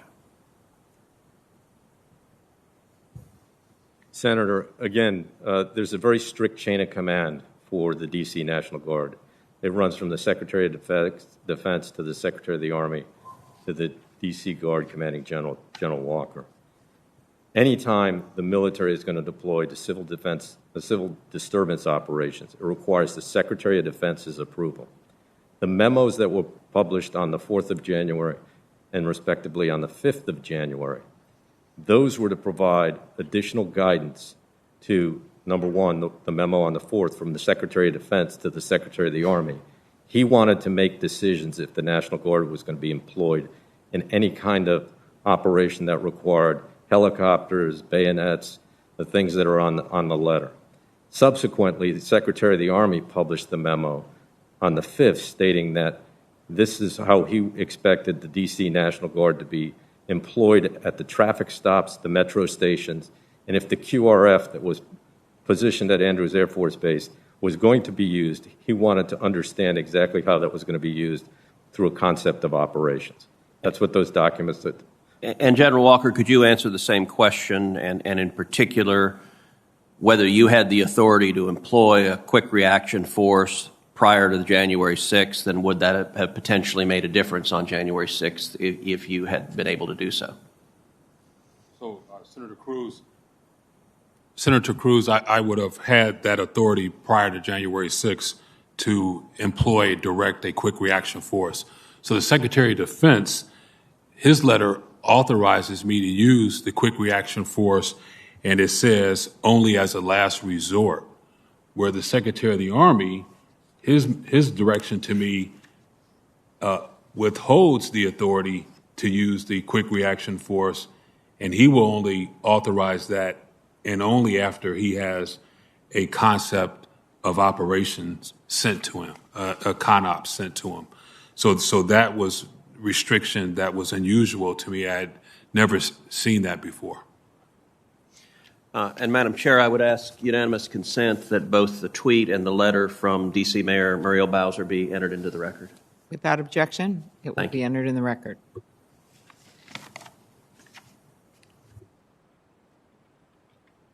Well, I think that we are starting to wrap up this hearing, and I want to thank the witnesses again for your testimony. But I have a couple of quick questions, and I know Chairwoman Klobuchar has a couple, and then we'll have some closing comments. I guess I'll start with these two questions in the preface. I'm going to start these questions where I started my questions initially, with the events that happened in the summer of 2020, where authorization happened very quickly for the National Guard. There was no delay. You were immediately deployed, General Walker, and yet it happened differently prior to on January 6th. And part of that is some of the surveillance. So my first question for you, Ms. Sanborn, it's been reported that the FBI deployed its state-of-the-art surveillance plane to watch the protests that occurred in Washington, D.C. over the summer in response to the death of George Floyd. How do you explain the difference in how the FBI responded to the Black Lives Matter protest compared to the pro-Trump protest? So I don't have any specifics on the plane. It's just not my purview of something that I cover specifically as the Assistant Director of Counterterrorism. But what I can tell you from the Counterterrorism Division's approach to both of those was not different. We go after the violence, and what we saw all summer long was violence and people using the guise of First Amendment protected activity to conduct violence. And we opened hundreds of cases and arrested close to 100 people throughout the summer and their activities. So our approach to both instances was equal opportunity. If you're going to do violence in the United States and break federal law, the FBI is going to investigate. Well, certainly, and I understand that, and you should. There's no quarrel there. Where would we get the answer on the use of a surveillance plane versus not on January 6th, but on other occasions across the country? Yeah, I'll take the question back, and I think it would be best posed for our critical incident response group, but definitely I'll find somebody that can follow up with you. I appreciate that. General Walker, you were also asked by someone on the panel about the helicopter and in relation to January 6th, and you said that's not normally something we would use, and I believe, I don't want to mischaracterize, you said it wouldn't be necessary, but that's what I did get from it is that it's not normally used. And yet it was used in the summer protest. Why was it used there and not on January 6th? Was there a difference of circumstances? How do we explain that difference? So it is my understanding, so one of my deputy commanding generals put the helicopter up. Ultimately, it's still me. But the request was made to get, I believe the request was to be able to observe and report the crowd size. It was at night, that night, versus a daytime operation. And so that's why the helicopter was there. I just want to correct the record regarding the RC-26 that was mentioned. The District of Columbia National Guard never requested an RC-26 fly over the District of Columbia. So the difference between the summer and January 6th was the Secretary of the Army was right next to me for days at a time. When it came time to respond to the White House, the Secretary of the Army was with me. The monuments, the Secretary of the Army was with me. He either came to my headquarters, he rode in the car with me, or I rode in the car with him. I was present when he called the Secretary of Defense and the Attorney General to request approval for a request that the city made. So the city wanted us to conduct additional traffic control points, blocking vehicles. The Secretary gave me a verbal and then contacted the Secretary of Defense and the Attorney General, and it was done. So those are just some of the differences that occurred. And I didn't have the Secretary of the Army with me on January 6th. Well, the Secretary was with you during the summer. Those were large gatherings. All the evidence pointed that this was going to be a very large gathering, and we know that based on social media, that the Capitol and members of Congress was going to be a target. Is there a reason that you know of that the Secretary of Army was unable to be with you on that day? I don't, but the Secretary of the Army is the Secretary of the entire Army, so I don't know what else was going on throughout the Army. We're globally deployed. I do not know why he was not with me on January 6th, as he was during the summer. Very good. Ms. Sanborn, finally, and I'll wrap up here. Ms. Sanborn, could you please commit that in the future the FBI will provide any threat reporting, even if it's not yet corroborated or fully analyzed, relating to the security of the Capitol, to the U.S. Capitol Police, both Sergeant of Arms and congressional and committee leadership? I believe I can do that, sir. Yes. Great. Thank you. Very good. Thank you all. And I know it's been a long day and you probably want some lunch. I really appreciate your patience today. I wanted to end with some ideas and constructive ideas, which is why we're doing this hearing, and how we can best do that. And any of you can take this, but this is just based on all of the experience you've had. We have a unique situation here at the Capitol where the chief is reporting to this police review board. General Walker may be most familiar with it, but they're reporting to the sergeant at arms, the two sergeants of arms, and the architect of the Capitol. It's three of them. And in fact, just today, Senator Schumer announced a new sergeant at arms, Karen Gibson, while you guys were sitting there. And so there is something about the structure which may work for requesting resources or making decisions, but certainly didn't work in this context where the chief, the then Chief Sund, was leading up to it, asking them, probably not able to do exactly what he may have wanted to do at the time. And then the most ridiculous of situations during the insurrection is actually calling them for their advice and authority while they are individually guarding the members and safely getting them to other places in this crisis situation. And just your views on whether or not that is an ideal situation. This is called a softball, General Walker. That is whether or not this is a ideal situation, and maybe Ms. Sanborn for trying to make decisions in a crisis as we look at changes that we can suggest and make here at the Capitol.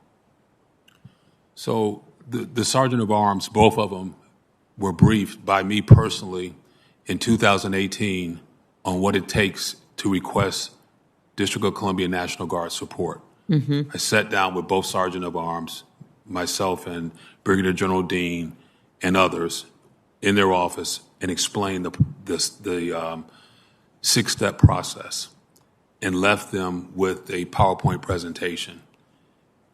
I also briefed Chief Sun and his predecessor. I had them come to the Armory and explain in detail what it takes if you ever need District of Columbia National Guard support. What I think might be helpful in the future is that is practice, that you come up with an event, will we need District of Columbia National Guard support? You pick a day and say, and then we exercise it. Mm-hmm. And then have the District of Columbia National Guard actually come out in an exercise. Here's where we would go. Here's how we would support the United States Capitol Police. Mm-hmm. But both sergeants of arms understood what it takes to request District of Columbia National Guard support. Mm-hmm.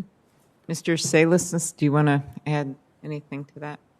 Thank you, Senator. Yes, I do. I work on a regular basis with the Capitol Police Board. I just met with the new team on Monday, in fact. The challenge, quite candidly, is in contingency operations and contingency events, there really needs to be one person in charge making decisions. Mm-hmm. To have four people that have to either agree or come together and have the same, I just don't think it's a very workable solution. I also deal with all the Capitol Police requests that come to the Defense Department. Normally, we get the request actually at the last minute most of the time, because it takes all four of them to sign the document to give us the request. For example, right now we have the National Guard on the Capitol today. It's supposed to end on the 12th. We're trying to figure out with the Capitol Police Board what's going to happen after the 12th. We need an answer in the Defense Department so that we understand. Exactly. So the Secretary can review and make a decision on how that support will either be continued or adjusted. Mm-hmm. Very good. I would agree with that. I just would like to add something else, Senator, sure. if I could. I do think that all of us now, because of the unique environment that we're in, as we talked about extremism, I know we talked a lot about intelligence assessments and those types of things, and they're critical to this effort, really being able to predict. But I think we also need to anticipate, and when we see large crowds gathering in the National Capital Region. They're all permitted by the Park Police, so we know when they're going to be here. We need to do a better job anticipating that kind of activity so that we think about the most likely and most dangerous scenarios that we face. With that, we need to plan together, we need to train together, we need to exercise together, and we need to have an integrated security plan here for the NCR. As I mentioned in my opening statement about the number of law enforcement organizations that we have here in the NCR and the different jurisdictional responsibilities, we need to bring them together so we know how that we're going to operate in these complex environments that we're facing right now. Mm-hmm. And then we need to understand the critical capabilities that each of us can bring to that. And we need to make sure that we have prearranged agreements to provide those capabilities in a timely fashion. Mm-hmm. The challenge is when you start from zero and you're faced with the challenges that we were faced on the 6th collectively, that's a very difficult position to start from. So exactly. I think if we work at some of those things, I think we can be much more effective. And the Department of Defense really looks forward to working with people on that. Yes, and I had a very good meeting with the head of the Joint Chiefs. He actually gave one of the highest civilian honors to one of our heroes here, and I was able to talk with him about this. And I think that this is a moment. I thought that that Ms. Sandberg said it best when she said she's always learned and improved. And it's hard to do that in an environment like this, and I know it's not easy. We ask these questions, especially when people think, well, yeah, okay, maybe we messed up this part of it, but how about those guys? But we know there's things that can be done better. And so I really appreciate that. I don't know if the two of you want to add anything to my question. And that'll be it for me. Nothing to add, ma'am. Okay. No, Ms. nothing. Moza? Okay, very good. Well, once again, I'd like to thank our witnesses for joining us here today. This was a very long hearing. I appreciate your perseverance in dealing with certainly a number of very tough questions, and we all appreciate your answers. There's no question from what I've been hearing over these last two hearings is that there was serious breakdowns in our intelligence gathering and security planning that resulted in significant violence right here on the Capitol grounds. The 3-hour and 19-minute delay in authorizing the deployment of the National Guard to respond to the Capitol to quell the violence was one that left police, members of Congress, staff, and the public in danger and is, without question, completely unacceptable. The breakdown in communication and the chain of command within the Department of Defense that contributed to this delay, a stark difference from the Department of Defense's response during the summer protest, is concerning and should never, ever happen again. I remain concerned that our national security agencies are simply not adequately focused on domestic terrorism, which we all agree is the number one terrorist threat to our homeland. The potential for violence was well known and widely disseminated all across social media platforms in the days leading up to January 6th. Yet the very agencies responsible for monitoring and evaluating those threats failed to utilize every investigative tool to gather the readily available intelligence warnings of violence and have failed to assess this intelligence. The intelligence community's failure directly contributed to the law enforcement's inadequate preparation on January 6th. And I understand the FBI and the DHS's commitment today to doing better in their intelligence collection and monitoring this threat, which I appreciate it. But we need to actually see these improvements. It has to be demonstrated in a meaningful way. It's not enough for agencies to simply promise to do better. Congress must make reforming our counterterrorism efforts a top priority. We need to take a hard look at reforming the DHS Office of Intelligence and Analysis and requiring both DHS and FBI to provide more concrete information to law enforcement so that they can take actions to protect our communities from this violent and deadly threat. Following today's hearing, I'll continue my investigation and will continue to interview other officials and experts as we work towards additional problems and potential solutions. And I'm committed to working with my colleagues on both sides of the aisle, across multiple committees, to ensure that we're setting policy that will provide the foundation for our national security agencies threat and treat domestic violence threat with the seriousness that it certainly warrants and help protect Americans all across our country. So that, I close, and thank you again, Chairwoman Klobuchar, for working with me on this hearing today. Well, thank you very much, Chairman Peters, and I also thank our ranking members Blunt and Portman. We have done every part of this hearing together and agreed on witnesses and agreed on how we were going to proceed. We felt that was very, very important. This is a political environment enough without politicizing this, and we have tried our best to be constructive. Now we've had two hearings, and we all know we've had some consensus on many things. We've had consensus from our witnesses that there is significant evidence that there was an element of this that was planned and coordinated involving white supremacists and violent extremists, people intent on doing damage, not only just to this building, as we were reminded as we stood on the inaugural stage with now President Biden with still spray paint at the bottom of the columns and still surrounded by what had just happened there only 2 weeks before. They were intent not just on destroying the physical building that we work in, but also our democracy that brought us to that moment. And as an aside, I really was proud of the work that Senator Blunt did in planning that inauguration, but also the work we did that night when at 4 a.m. it was just the two of us and Vice President Pence walking with 2 young pages that had the mahogany box with the remaining ballots in it to go over to the House. People were doing their jobs, just as you do your jobs. And so, as I said earlier, I thought this was best summed up by Ms. Sanborn when she talked about their after actions.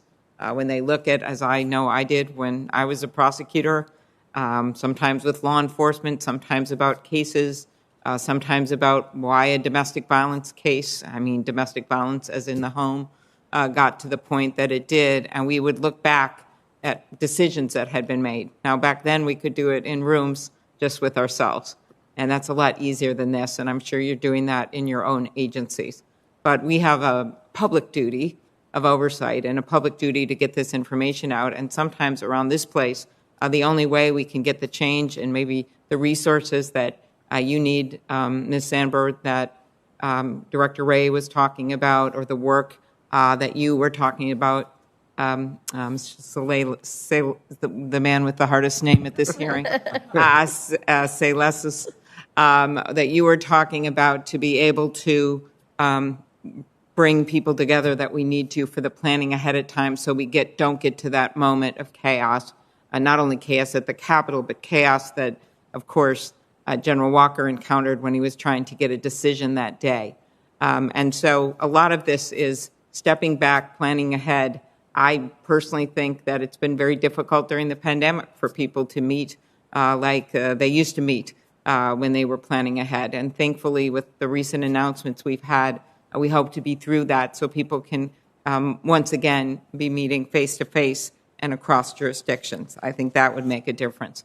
As we look at the changes, which Chairman Peter so well laid out, I think additional ones, again, which I keep harping on, is that the Capitol, the police board, I just think, having been in law enforcement myself, this is just a recipe for disaster to have crisis decisions made by a group of people on the scene or even leading up to it.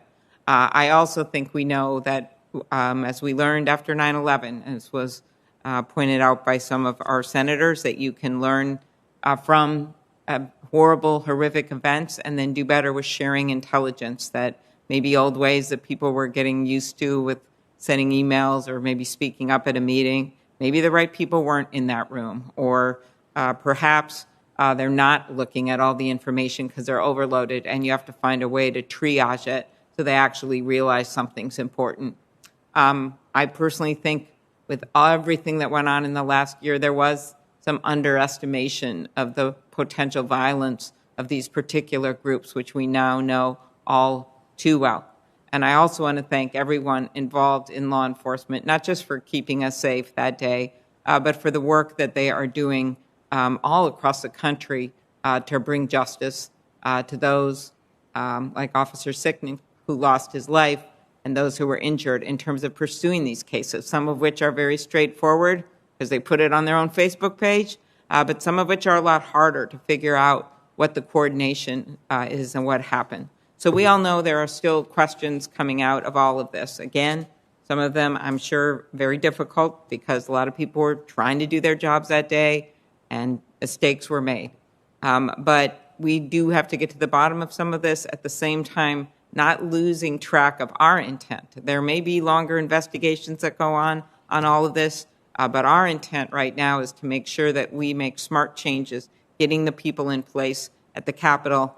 Senator Peters and I don't control that, but we can give our advice based on what we hear, and also making those structural changes that can make it easier for you all to do your jobs to keep this country safe, and for us to do our jobs as well. So thank you very much. And we will keep the record of this hearing open for 2 weeks, and the hearing is adjourned. Thank you.